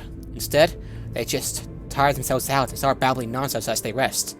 It's almost as if they're... I rolled a 22 for intimidation, so when he says, despite that no one's been killed, Cole's going to say, the death count's about to be 2. It's almost like they're turned into some particular game while a city's under threat. What did you just say? Let us through, so that we can prevent any deaths. Otherwise, the death count will be 2. And I got a 22 on intimidation. You threatened us, sir? No, it's a fucking promise. Get out of the way, or I will kill you. Because the other option is everyone dies. Alrighty. The guards. And the guards get his weapon out. Shocking grasp as he's pulling out. Wait. Hold on. Can I roll persuasion? Go ahead. Okay. Yeah, Celeste is gonna roll persuasion again, and this time I got a 23. I got a 10. God damn it! Oh, but by the way, if you're gonna help, you can have Celeste roll with advantage if you're gonna help Celeste. Yeah, you can roll again, pick the high result. Alright. Yeah, I helped then. Yeah, I got a 17. Yeah, I got a 17 on this new roll, so that's gonna be a 25 instead. Alright, what are you gonna say to de-escalate the situation, Celeste? Yeah, Celeste is gonna tell. Yeah, Celeste is gonna tell. Yeah, is gonna. Yeah, Celeste is gonna. Yeah, get between Cole and the guards. Look, we just need to find a couple of. We just need to find a couple of things, and it will quiet all, and it will solve all of our problems. Please, just we don't want any more bloodshed. My home has been weaponized by a madman, and we're trying to stop that. The guard lets go of his weapon. The guard lets go of his weapon. All right, but if anything happens, we'll let you know. Celeste rolls her eyes. You can send a bill to Joestar Manor. Open the gates! And as the gate opens, you enter through the walls.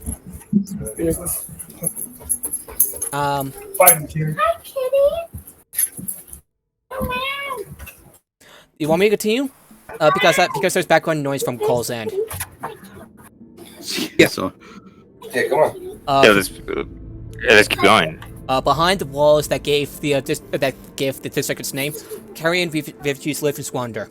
Rundown towers have small barred windows and bare gray exteriors, where wood chantries and iron shacks attempt to provide shelter against the rain.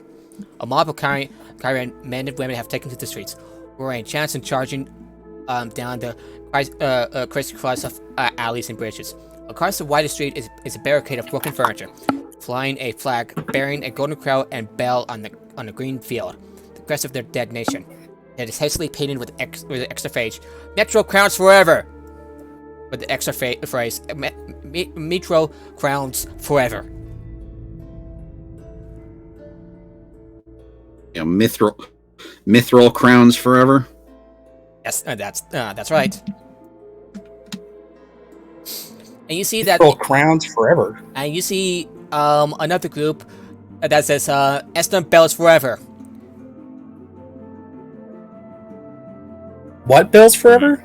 Eston Bells. Conflict between crowns and We just walked in. We just walked in on a football game gone wrong. Jesus. Or a shouting match between the Starbelly Sneeches and the Plain Belly Sneeches. Good thing Shocking Grasp is a cantrip. Yeah, you enter the you enter the district on the Eston Bell side of the barricade. We're trying to avoid any unnecessary conflict here. So we're just trying to make our way through the crowd and look for these artifacts of Zoriat and Shadowrath. And you keep on saying the ball, get the ball. And the ball's an artifact, isn't it? Yes. It kind of sounds somewhat like one of the artifacts that you're supposed to get. Yeah, I got a 23 on an Arcana check, so. Yep. So yeah. Oh no. We have to get the artifact is going to interrupt a game of foot the ball. I guess we can steal it then. We can turn invisible. A rat-tackle group of Kyrians stand atop the crown's barricade as you approach. A middle-aged half-elf woman dropped in the Kyrie flag points her saber toward you, a wild look in her eyes. Was it those Etans lowlights here for our prize? She laughs, then eyes her weapon and armor warily. Her bluster drops as she turns to Shifter Girl with wild amber hair. Saf, take the ball and run! Get away from them! The girl's shoulders her heavy bag, shifts and takes off as fast as she can behind the barricade. I use my reaction to cast Expeditious Retreat. Does everyone have a good chase music, chase music stuff? I'm gonna look it up real quick. Oh, I do. Does it involve a banjo? How far is the No fleeing?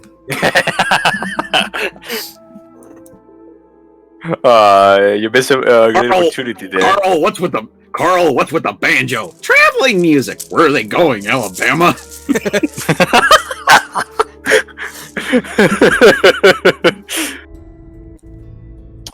Oh man. Really? We're going with the Betty Hill music? We're really going with the Betty Hill music. Well, freaking full-on Scooby-Doo style too. So everyone's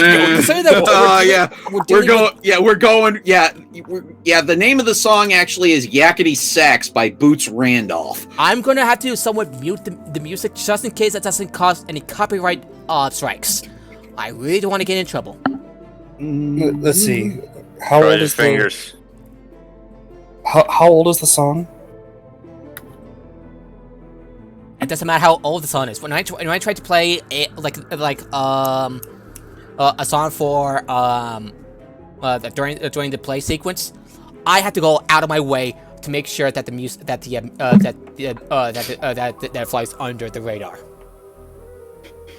Apparently the rules for music are a little more stringent with podcasts than they are with, say, background music on a regular YouTube vid. It's on the Twitch is fine with it. It's YouTube. That's the thing. Yeah, I know. It's a. Trying to see if Yakety Sax is. All right, I'm gonna see if I can play this instead. Yes, we're doing this by initiative, so give me a second. Okay then. Playing the Benny Hill theme because.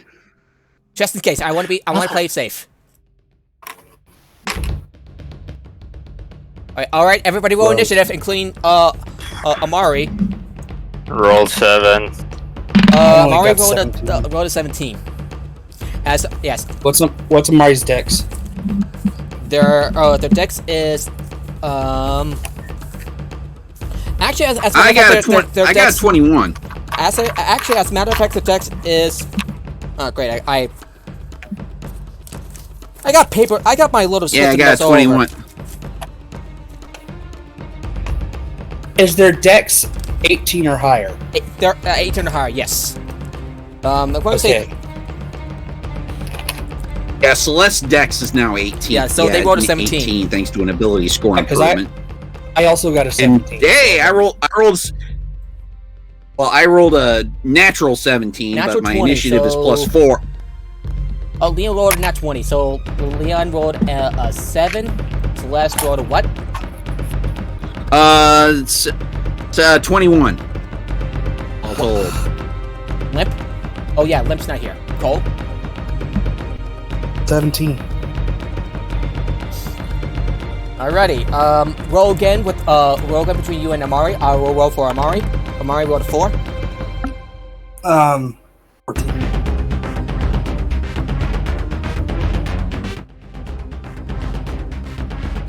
What? Okay, 14. 14. So you go before them. Alrighty, so Celeste, since your dexterity is higher, you go first, and I'm gonna. So Celeste, you go first. Shifter's already booked it, right? Ostensibly, they're starting to book it. Yeah, for you, Celeste. Oh. You came upon fluctuations in Sean's manifesto cause gravitation turbulence, threatening to make you lose your footing. Oh dear. If you want, you can go ahead and roll an acrobatics check with your Constitution score. And good thing. That's Constitution. Constitution. What about wisdom? My stand is still up. It uses Constitution. Sorry. Yeah. For athletics. I can use my. Yeah, I can use. Actually, athletics is normally strength, but yeah, this is an unusual situation. So it uses your Constitution instead of Dexterity for your acrobatics check.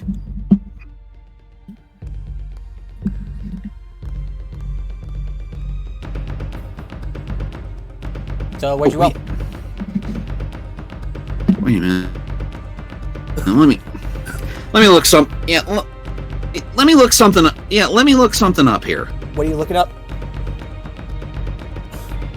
How arms of the astral self work because an athletics check I'm supposed to be able to use my wisdom score in place of I said acrobatics check. Oh athletics or acrobatics. I can use arms of the astral self for either one. No, when you use the wisdom saving modifier in place, you can use the wisdom saving modifier in place of your strength modifier when making strength checks and strength saving throws. So, Constitution acrobatics. Since this is no longer a strength check, it doesn't apply. That's the long and short of it. So, roll your Constitution acrobatics. Luckily, I don't have any negative modifiers. So, I rolled a natural 18, so that's going to be a 21.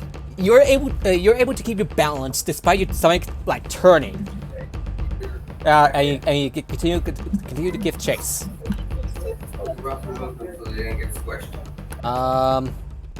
Let's see who is up next. That would be me. Lonnie. Okay, yeah. I'm going to roll another D12. Ooh! A woman in black robe is leading an eldritch chant for an embodied called right in the middle of the plaza. And you see South slipping into the crowd.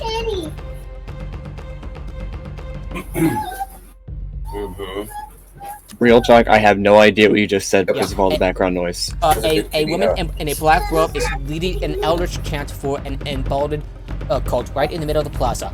And you see Saf slipping into the crowd. Do I see the person with the orb? Go ahead and roll a wisdom perception check.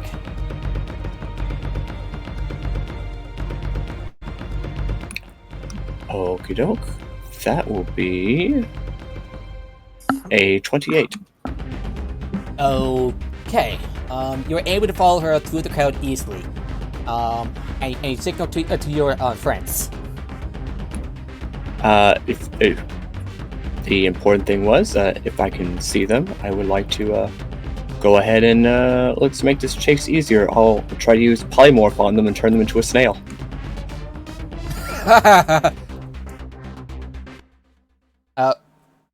Unfortunately, doesn't seem to work as quite intended as you just like land on the ground as she just like keeps moving through the crowd. They didn't make a saving throw? This is a chase sequence I really couldn't say much. What sort of saving throw exactly? Dexterity? It's wisdom. Not one. She kind of freaks out as she like tries to get off of you, and gets you off and runs. Whoever Wait, is get off! I'm turning them into a snail. It's a polymorph spell. I'm not like grabbing them. Oh yeah, sorry. Sorry. I misunderstood. Yeah, Sorry. Polymorph is not. Yeah, I don't believe polymorph has a range of touch. Yeah, it has a range of 60 feet. I don't need to be up on them. I just need them to be within range. Oh, that means she has to make a wisdom saving throw with advantage. And she rolled a nat 20 because you have to like make sure you have to like look for her in the crowd. And unfortunately, when you cast a spell, she not only did she resist, you cast it on the wrong person instead. That, there's magic shit going on, which tends to resist change. Resist outside change.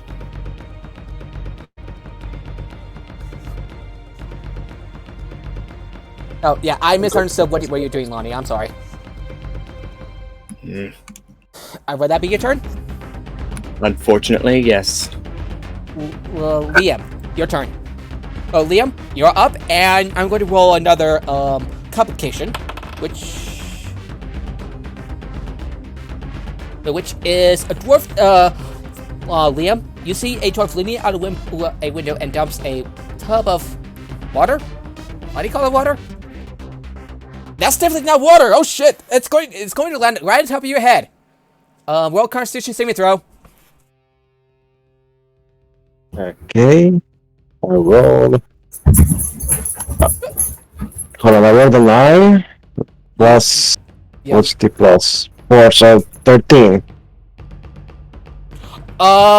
Unfortunately, you managed to lose your lunch, and you take. You start to lose your lunch as you like start puking all over, and you take 1 point of psychic damage. That takes off. How much? 1 point of psychic damage, and that takes off your temporary hit points. 1 point. Wait, he still have 9. Yeah, 1 point of temporary hit points. How many temporary people did they have after being brought down? You kind of puke, but soon after, you kind of feel better. Well, shit.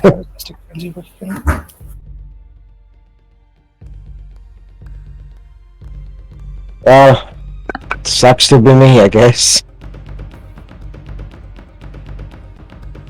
Is there anything I can do? Alrighty. Alrighty, who is up next? And that would be Cole. As for you, Cole, I rolled a 1 on a d12, and you see a hippogriff panicked by the contact lens on the bridge, spreading its wings wide and screeching to warn off anyone nearby. What do you want to do, Cole? Where is my?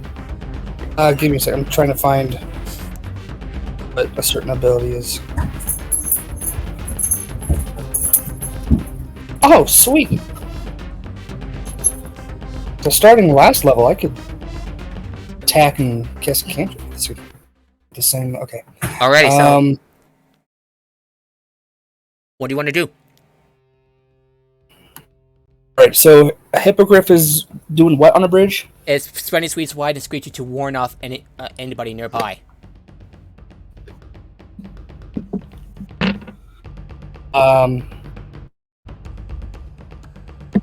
Is anyone in risk of immediate danger? You. Oh wait, so we're on this bridge? You're on the bridge, and the one that is most in danger is you.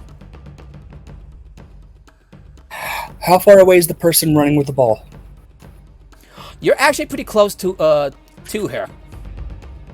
And actually, by the way, since Lyon has failed made his first failure, a puff of smoke emerges from the girl's pack, and you swear you could see her skin undulate as the vapor dissipates over her. Undulate. Undulate, yeah.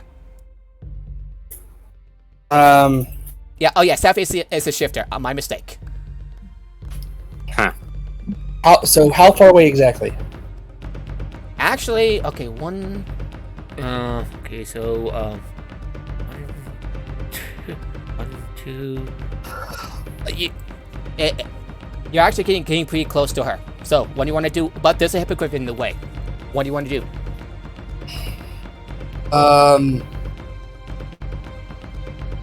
Acrobatics to try to make my way around the hippogriff and try to tackle down the.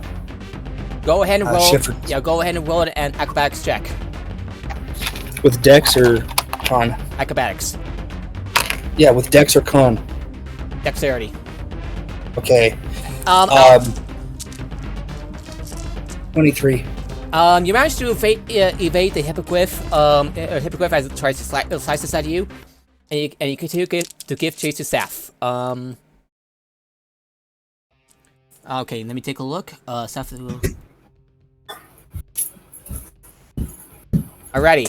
So Celeste, Lonnie, and Cole has succeeded on one succeeded against one complication.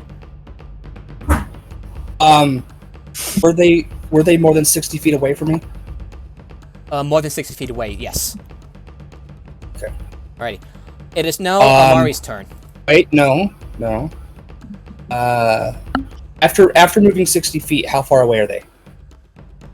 There's still quite a bit of ways ahead of you. Are they at least another 60 feet? Another 60 feet, yes. Just it doesn't say. So I'm going to go to next turn and say it's now Amari's turn. As they face, I'm gonna roll again since it's a repeat. Really? Another 9? Oh yeah. Yeah. And Seth slips back into the cold crowd.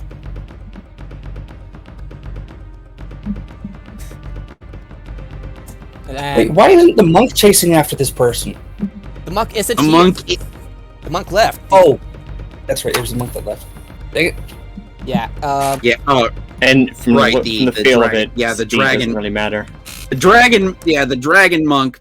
Yeah, the dragon monk, not the sorcerer stand user monk. Yeah. Oh And yeah, you can just fly and go grab the person. Wait, what's your fly speed? It would be equal to my walking speed, which I believe is 35 feet. Yeah, thanks to What- unarmored movement. Unarmored movement starts at +10. yeah. Oh, yeah, yeah. Yeah. And instead of You're rolling right, a yeah. perception check, Yeah. Let me check my speed. My unarmored movement speed is 40 feet. yes. Yeah, and Amari is going to cast locate creature. And I'll have to succeed on the perception check. When you need to search for her, guys. If you would be able to roll some related checks with advantage. Let's see who's up next. Lyon, you're up next. Okay. And you roll. Yeah. And I roll a 4, which means a wooden barricade is built across this bridge. Saf leaps over, but throws a barrel of spears behind her. Can I use the what's it called? The dimension door. Okay. Okay. Okay, so we cast. So we cast that and teleport her. So. Yeah, you teleport right next how's to her, and she and you get further chase. Yeah, I can actually do the. How big are you? How big are you? I'm about, let's say, how is it? Oh, that's one of those things. 100. Shit, I have it in centimeters. I don't know how to compare to feet. Tell me the centimeters then. 175 centimeters. So 175 meters. So you're like 2'4". As Oh wait, yeah. no, that's it. No, that's way too small. You said 75 centimeters, right? 100. No, no, I missed. I got confused there. 175 centimeters. That. Okay, so you're. I'm not. 5 something. Okay. Yeah. Shifters are actually not as big as most people. You can straight up dimension door in front of her, so she runs in. I'm a Tabaxi, not a shifter. No. Our target is a shifter. Yeah. You could just teleport straight in front of. Oh yeah, that's right. You did the fox thing. Yeah, I teleported. Yeah, that's what I wanted to do. I wanted to teleport right in front of her. Yeah, so despite you being you teleporting right next to her, she takes a sharp turn and keeps on booking it. Okay, then I still have the other thing I can. The other thing I can do is I can double my speed to I can double my speed for the turn. So I do that. When you cast a What's right the spell, point?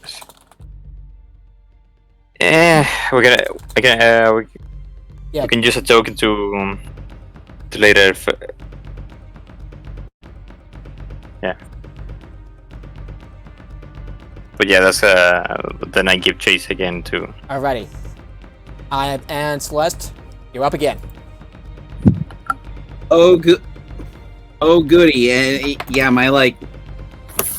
Am I still like right behind? Yeah, still right behind this girl, or where? Yeah. Yeah, a lot is going on. A lot is going on, so you probably don't have any ideas. As the food court sky cab posts right into your path, laden with cabbages and fiery granite chili.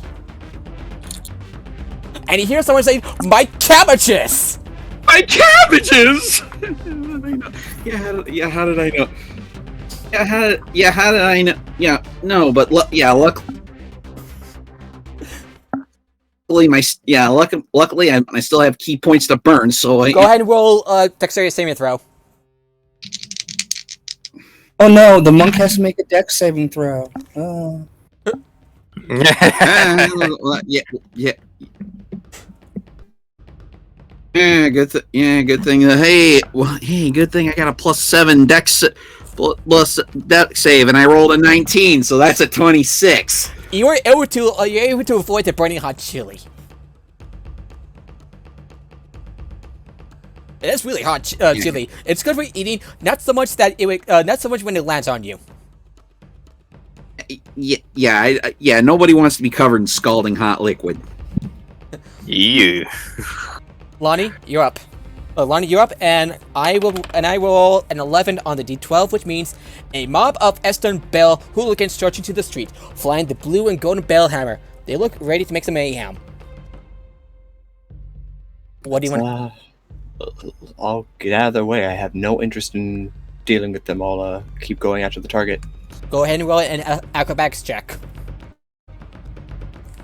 or strength athletics check to get them out of the way. Okay, let's see. The irony in that both my acrobatics and athletics are the same due to proficiency in one but not the other. Alright, so that would be a 15. You were able to like get past them. continue to waddle forth. Alrighty, Liam. Oh. The same dwarf jumps. Oh, Liam. Okay, you already had that thing. Oh. South dives into a busy street stacked wheel to wheel with abandoned wagons. You quickly lose sight of her as she weaves beneath and between the vehicles. What do you want to do, Liam?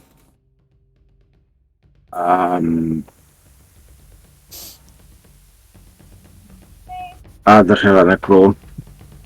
Sorry, what? I don't have any clue. You can use one of your skill checks. Would you like to make a wisdom survival check? You can do so with advantage thanks to Amari's spell. Wisdom check. Yeah, wisdom check with advantage. Okay.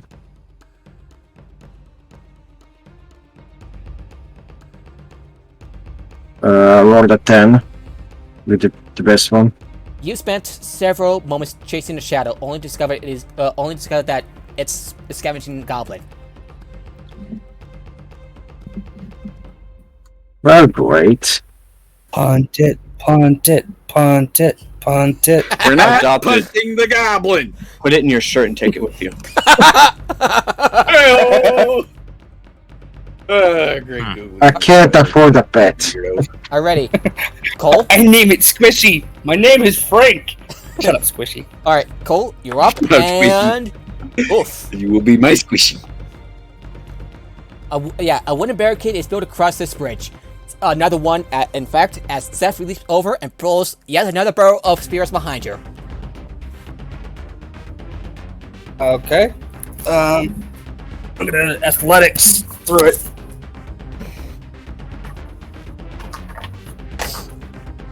Uh, 23. Yep, you vault the barricade. Kool-Aid Man through that shit. Oh yeah! That's what you did exactly. And whoever gets this obstacle again will be able to make their check with advantage. That's like 2 for you, 2 successes for you. Amari. That's another 60 feet. Okay, so Amari stumbles upon a dwarf, leans out of the window and drops a tub of water stuff. Another tub. And we'll have to make a Constitution saving throw. Unfortunately, they start like and we see 5 points of psychic damage, still from thankfully still with temporary hit points. Dissing you with dysentery. Alrighty, who is up next? Leon, you're up next. So I'm gonna roll a d12 for complications. Okay, how do you pronounce your character's name? Because Nord here hasn't pronounced it the same way twice. Let's go to Leon. Leon, yeah. So Leon, Leon. you stumble upon the same food cart that Sludge stumbled out to, laden with cabbages and fried Apparatus chili. Roll a dex save. Okay, dex save. Oh, It will be quite embarrassing to fail this, and I didn't. I rolled a 17.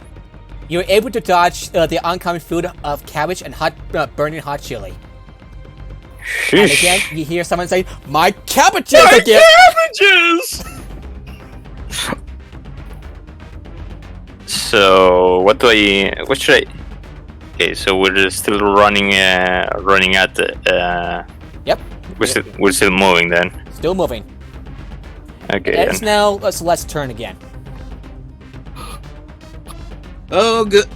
Oh goody, because I'm still looking. Yeah, I'm still looking for this kid because at the nearest convenience, I'm gonna use step of the wind to jump into the air and then ray of frost the ground in front of her to trip her up. 2 elves stand arguing on the bridge below, No, both bearing. That's not how that would work. You can't, because that would be the same thing as casting grease. You can't replicate another spell like that. 2 elves stand arguing on the bridge below, both bearing the Bonker Shadow. Suddenly, 2 granite towers appear in front of you. You could have sworn they weren't there a second before. Suddenly 2 what are in front of them? Granite towers. Granite. Granite towers.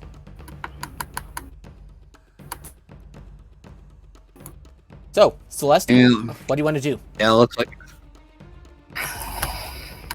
suddenly it's 2 granite towers or suddenly in my path. Yeah, looks like I'm not. Looks like I'm making another dex save. That's okay. Barn door. Oh fuck! What's it called? Barnstorming. Okay, so what'd you roll? Yeah. I got a 19. Yeah, I got a 19 and. Wait a minute. Yeah, I got that. Yeah, I got that right. Yeah, it's a 26. You were able to quick avoid these tires that suddenly pop out of nowhere, and you come forward. The shifter girl backs into a corner, clutching her back tightly. She snarls and raises a clawed hand to defend herself. But then, a plume of sickly smoke rises from the bag, and she starts to choke on the fumes. And then she laughs.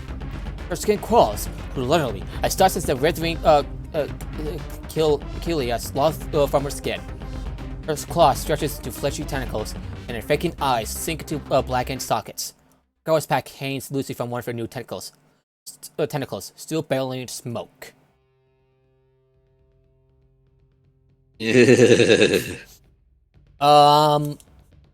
I would like everyone to roll, initiative. No, you don't need to roll initiative. For simplicity's sake, you'll still have the same initiative. Okay. Yeah, I'm gonna roll initiative for both of these things because Got the same initiative anyway. Nope, wrong note. Oh my god, where did I put the other? There it is.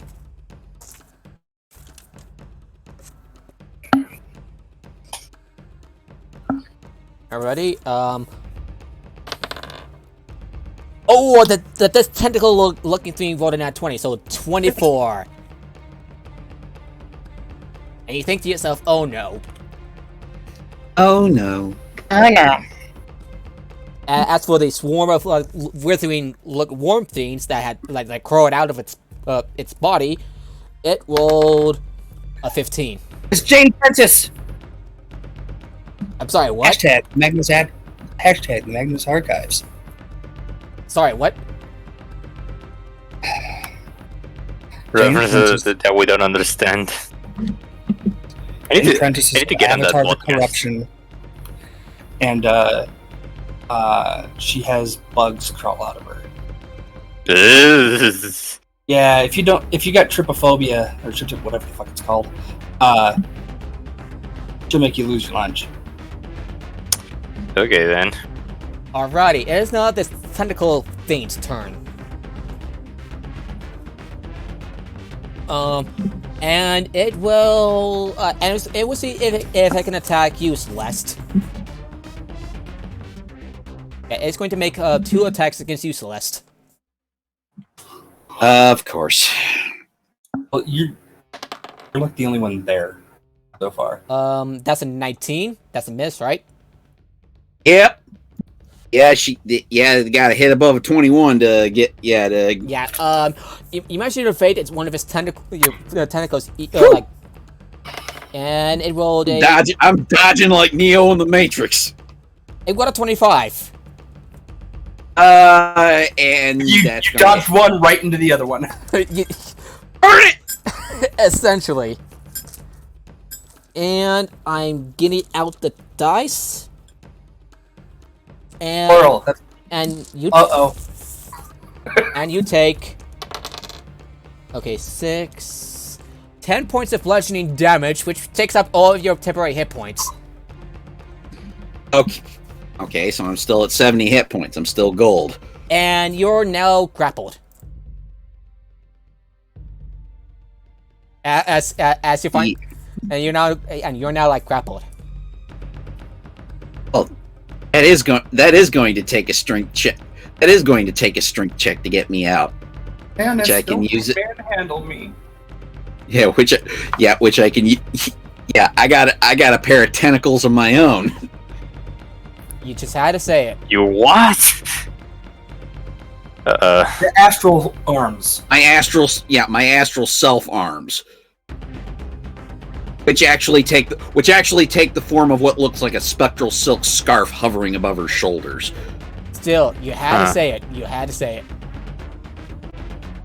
Think Angelwomon here. So basically next turn. So next turn, I'm wrestling out of this tent. Yep. Speaking of which, it's now your turn, Celeste. I'm just thinking of the short horror story Garlands. Oh, yeah, I need to change the music. Give me a second.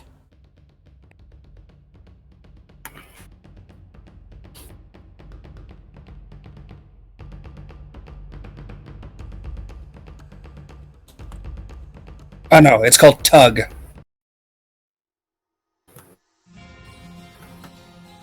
Really? I did not play that. At least it didn't do that like hokey banjo barroom music while we were trying to do Madness and Dreams again. Again, Carl, what's with the banjo? Traveling music. Where are they going, Alabama? There we go. There we go. I have no idea why he's playing that music. Crashed upon the shield. You know, I still have 5 uses of shield in my fucking ring. I never fucking changed the spells in it. There we go. Anyway, your turn. Your turn, Celeste. Well, yeah. First thing I'm doing is busting out of this grapple. Go ahead and roll an athletics or acrobatics check.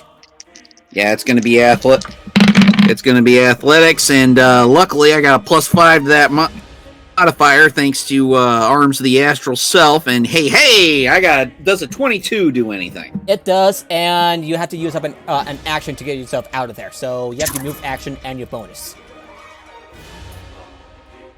I'm gonna move. Basically keep a spell distance away from the. Also, each creature within 10 feet of Celeste must succeed on a Dex saving throw or take force damage equal to 2 rolls of your martial arts die. No. It rolled a 15. Oh yeah. Yeah, that was. And let's see. Go.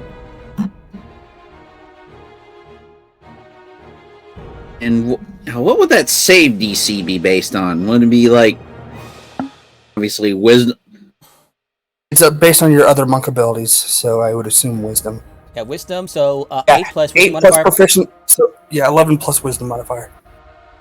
So that would be, so it would have to roll above a 16 to avoid taking, let's see. Level monk are you? 4? 4, yeah, 4. 4. 15, 2d4 damage. 2d4 damage. 2d4 damage. I rolled 5 on that 2d4. Alrighty. As you back away, one of your scars gets a good whack on this on the former shifter. It's a muda. The scarf. The scarf gives what's left of the shifter a muda. You know, one muda for every d4. For every martial arts die. So. Yeah, I swear I have Yeah, I swear I had the notes on Amari. So anyway, would that be your turn? That'll be your turn. Yeah, that'll be the turn. You know, use astral self to summon her astral self to break it. Yeah, to break out. Which she did. Alrighty, Lonnie, you're up. Which costs most of her action. Her move action is going to be spent. You know, getting out of melee range. Alrighty. Which is good for you, considering Lonnie is already tired of this insights. Well, if there's now bugs, it's been a while since they had a fried insect for dinner, so let's give it a shot. A fireball on the shifter and the bugs. Okay. They get to make a dexterity save. I didn't say how large is this alley's dead end. I said I cast Fireball. Okay, the swarm of withering worm, the swarm worms rolled a 12, and the tentacle horror rolled nat 20. The bugs Alright, go out and and- protect. Then the bugs go ahead and take the full 30, and the other one takes 15. It's a nat 20, so That's still half on successful save. yeah. So when I have like a nat 20, like for like say saves, That doesn't affect it. okay, no, okay. so the worms try to protect to protect the this tentacle flame, and most of like burn away as like this explosion of fireball consumes the horror and everything. Would that be your turn? Really? Yeah, AoE's. Yeah. Pardon me. Yeah, AoE spells are best against swarms. And you need to pronounce both R sounds because now it just sounds like you're calling the poor shifter turned aberration a whore. Horror. That whore is gonna and burn. then Lonnie's gonna go ahead and just Yeah, Celeste. get Yeah, behind cover. Celeste We're good. is Celeste is the whore. Damn it, she's proud of that. But you're not a whore, you're a slut. That. Oh yeah, that's right. Yeah, whore implies that she's a sex worker. Alrighty. Will that be your turn, Lonnie? Yeah, I'm just getting into cover after that. Alrighty. Liam, you're up. So what do I have to attack? You can use your stuff against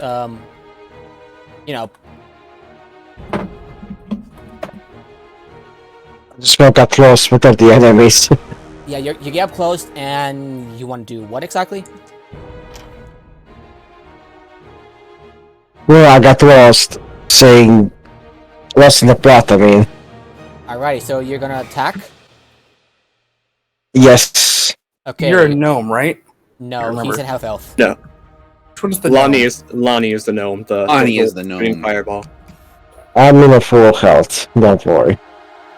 Okay, so you're going to attack with your greatsword. Yes. Okay, what are you gonna attack? The tentacle horror or the worms? Tentacle horror. Alrighty, go ahead and roll your attack. Don't forget. Yeah, don't forget it is plus 9 to your attack bonus. Natural. Dirty 20. Nice one. Go ahead and roll 2d6 plus 6 slashing damage. So Lonnie would be the furthest one behind. I'm just picturing like by the casting fireball before Celeste is even broken out. It's like, well, Celeste can take it. That was And then basically Celeste is like, okay, good. if Celeste hadn't broken free, I was going to ask, Celeste, you resistant to fire? You'll be fine. Oh no. Incidentally, no, she's not resistant. Incidentally, no, she's not resistant to fire. She is, however, resistant to radiant and necrotic. I used to be able to do before the update to the wizard archetype that got replaced by the lesser one, which in Tasha's. Oh, you mean how Scribes. Lore Master got replaced by Order of Scribes? Yeah, it used to be Lore Master. Scribes actually no, Scribes can still replace nearly a as well. damage type. Not nearly as well. It requires to be of the same level and of the damage type you want to switch to. So you can still make more. You can still make a necrotic or a radiant fireball with Order of Scribes.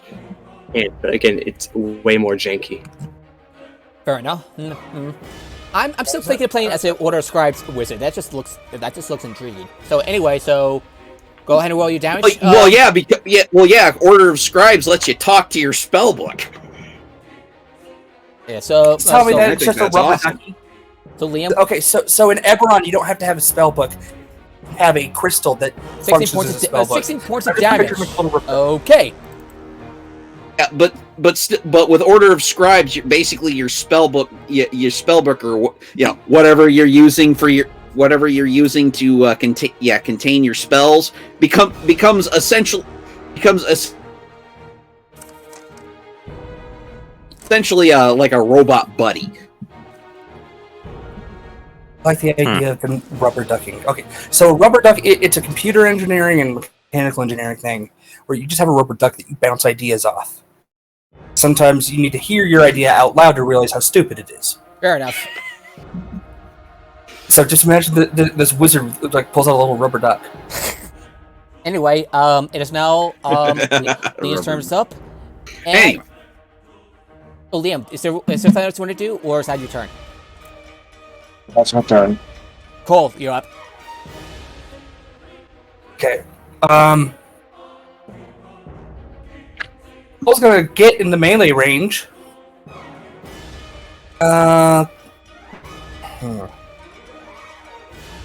Any way to reverse this transformation as is right now? I'm gonna check. Probably nothing shy of a wish or a miracle. Hey, I'm checking. You can go ahead and roll an Arcana check. Okay.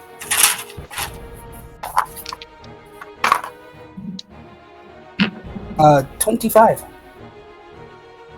If you remove the artifacts from her, she will revert back to her center form. But first, you have to beat the artifacts. You have to beat her first.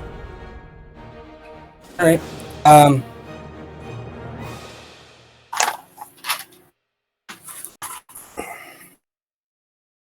gonna try to not kill this thing, and I tend to do way too much damage when I attack with my sword.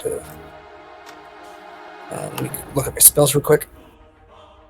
The restoration was the plan.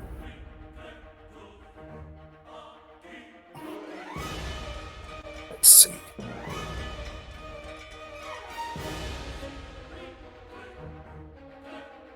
So what does she look like right now? You said she looks like a. What was it? I'm gonna look up tentacle horror. Yeah, she basically got more tentacly.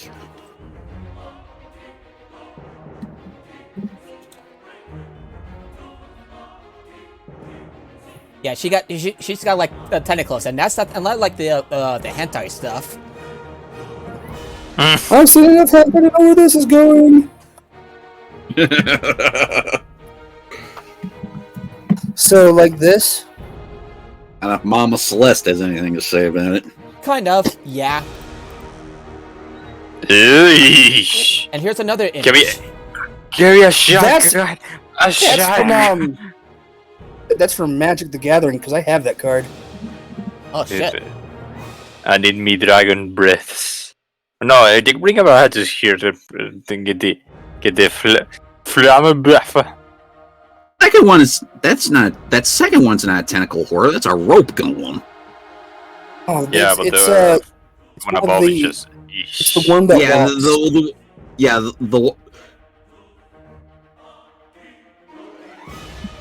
We need to see. I imagine. Yeah, the first one is what we're fighting is because that looks something like something that the Dale Care cooked up or what just crawled naturally out of the bowels of the plane of madness.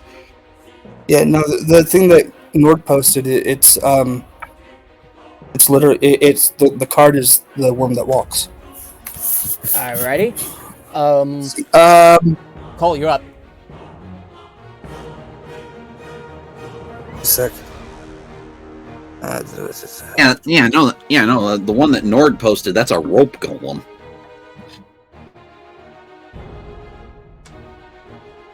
See, if you look close, that guy's not made out of worms. He's made out of ropes. In fact, his right hand is a hangman's noose. Does my Arcana check let me know anything about its abilities? Yes. As a matter of fact, yes. Okay, what do I know? Can I look at the stat block? I'll just give you some hints about about some of its abilities, such as It can sense madness, drawn to any creature serving the throes of madness. Oh, great, that's me. And You can't make Cole crazy. He already is crazy. oh, by the way, and I always forgot Take about your it. best shot, Baldy! My mind's been gone for 30-odd years! And by the way, You can't break what's already broken! so Celeste, by the way, before you escape from your grapple, I would like you to roll a Constitution saving throw. Thank for that's another one I'm proficient in. What'd you roll? And I rolled a, let's see, natural fit. That's gonna be a 21 all day. You managed to avoid whatever venomous effect it has by the tentacles. Anyway, Cole, what do you want to do? Alright, well, I don't like that I have to do this, but...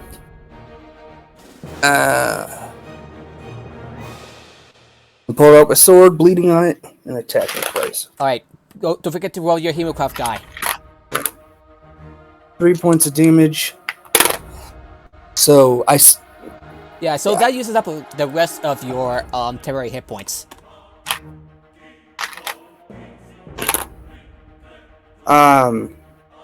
Is it 25 hit? 25 hits. Go ahead and roll damage.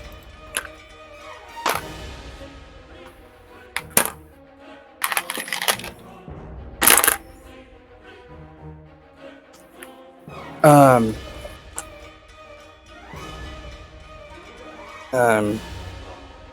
14 magical slashing, 3 force. 17 points of damage. Okay, you strike at the tentacle horror, and it seems to screech in a little bit of pain as you cut off one of the tentacles. And then 19. Okay. It's 19 hit. Get 19 hits.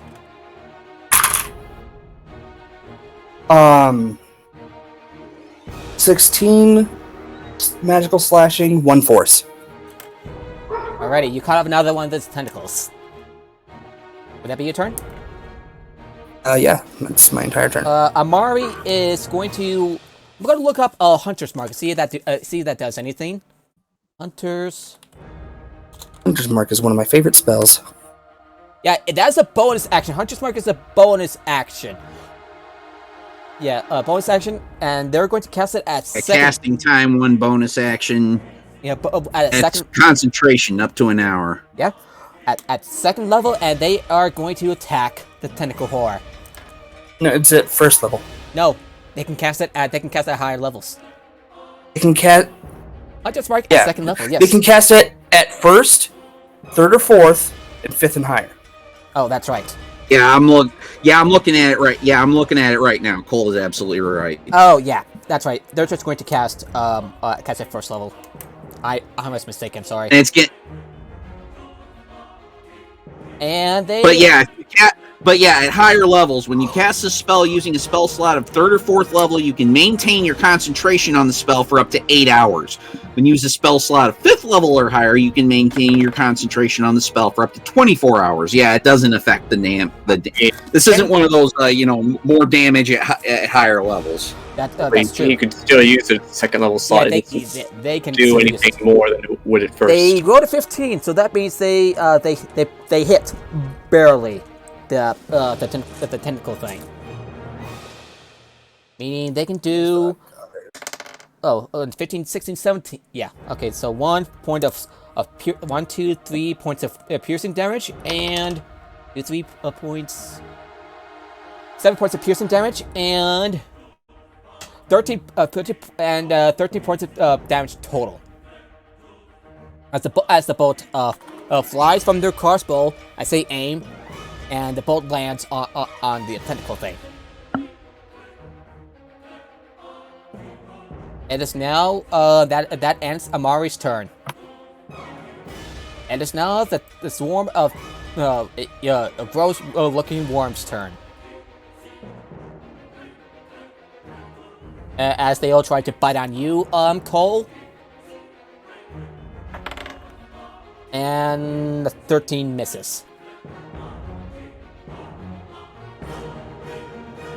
Can you hear me? Yep. And that ends his turn.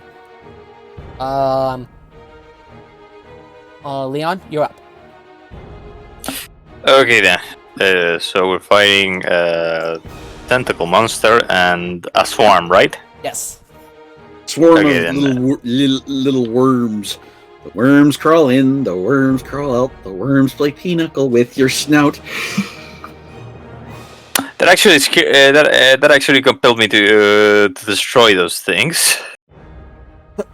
Okay, so what should I do with this? I'm looking at right now. I would recommend not hitting me with a fireball solely because. Don't worry, you don't have a fireball.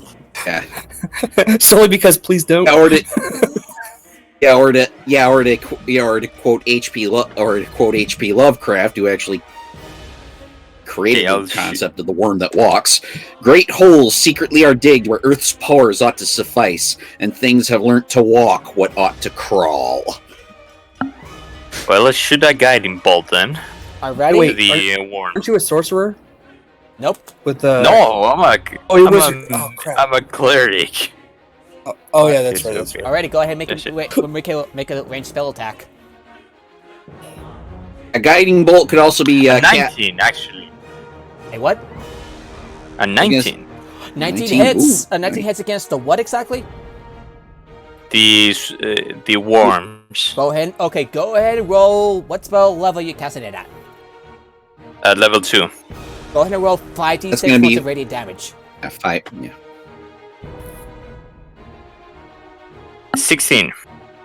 That is enough to like as the butterfly flies from your hand and lands on the writhing worms. The worms splatter all over, killing them. Oh, don't forget, the tentacles are back. Oh yeah, but that was also a threat, you know.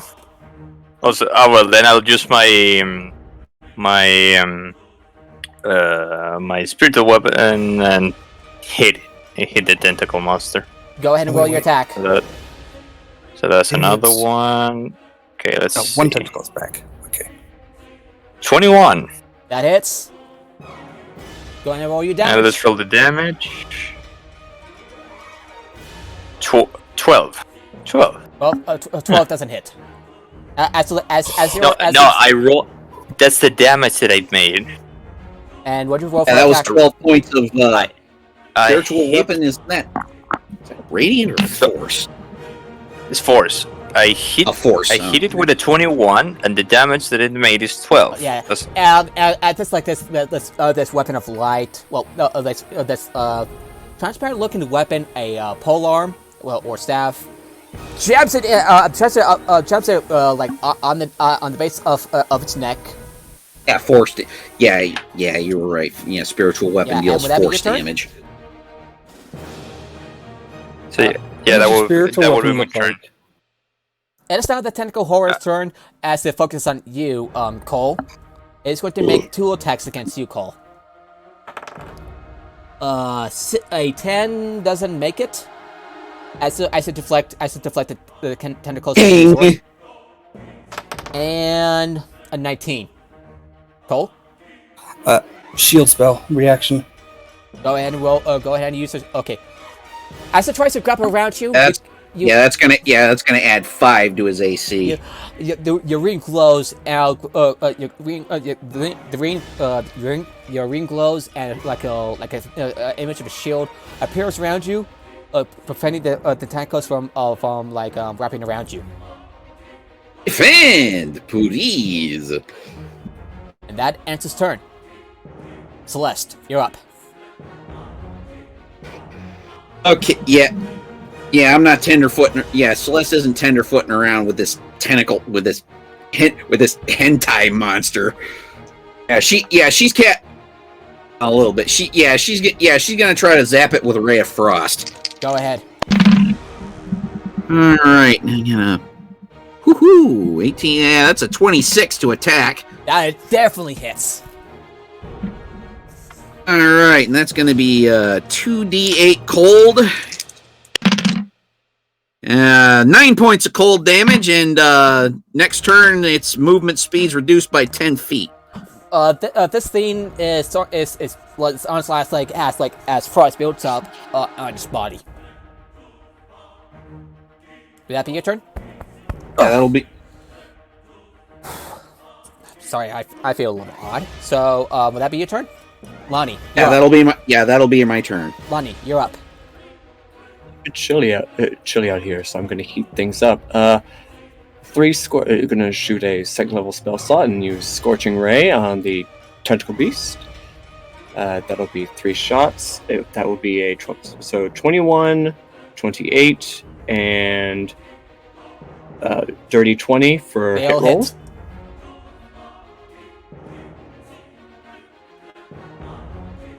And that'll be wow, that's a lot of ones. That'll be a wonderful basic 18 fire damage. Alrighty. As all the scorching ray bolts pierce through this monster's body, it falls to the ground. Dropping the bag. And Celeste is going to assuming we're no longer, and assuming that ends the combat, Celeste is going to grab that thing using Mage Hand. As you do so, when you grab the bag, Another. when you grab the bag, the forearm averts that to the shifter. But she's I'm still on gonna the use ground. Yeah, but she's still on the ground at death's door. I use Cure Wounds. All right. Dot goes and heals her. All right. How much?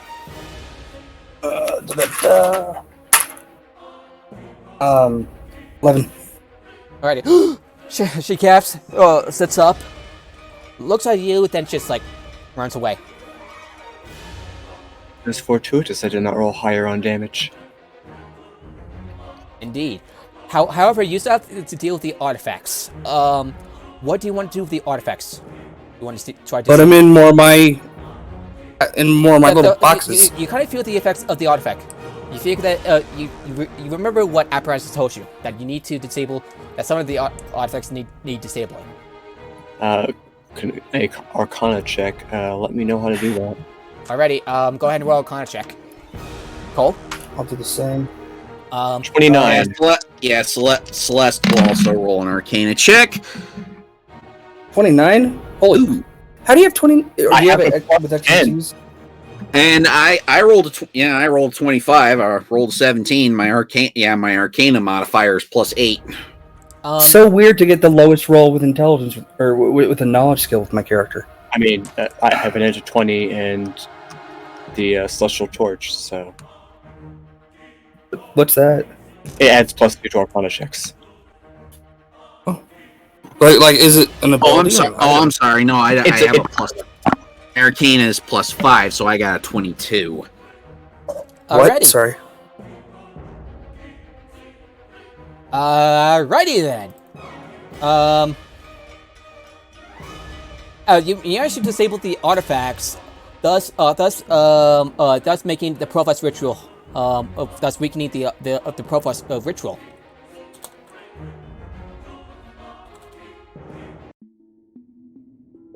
Yeah, that's and you hear like audience of both teams cheer for you, and you hear give me a second, and you hear the middle-aged half-elf woman says, "Give it to our new champions, right here," and the crowd goes wild. And Celeste can't help but get swept up, and she takes a bow.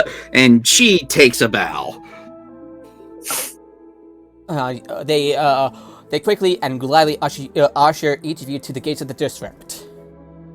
Our champions! Now get the fuck out. Hey, you won! Hey, you won! You're impressed. I'm humbled. I hate you. Take your prize money and get the hell out of here.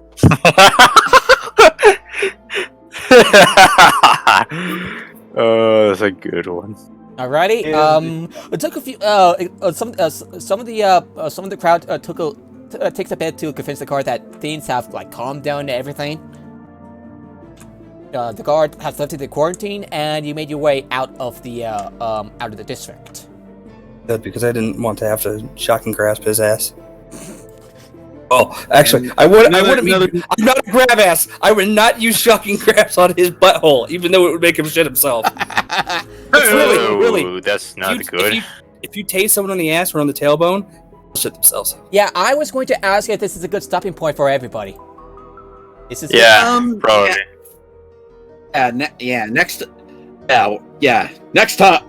Next time we'll be dealing with the dream parlor.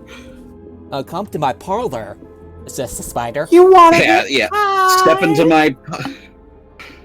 I'm so high right now. I have no idea what's going on. Alright, we'll be rating Favorite Height right now. She's an artist who does like comic stuff for Bloodhound and Revenant from Apex Legends. Pretty interesting to see the art style. And as a fun fact, she has worked on some of the storyboards for Castlevania. Had me at Castlevania. I was gonna say Skyway, but then I got high. So anyway, name is Afro Man, and I'm from East Palmdale. Anyway, have a good day, everyone, and we'll all see you next time. Here comes the cavalry. See you later. Bye. I'm a slave to the dreaming dark because I got high. All right, let's go. See ya. Later.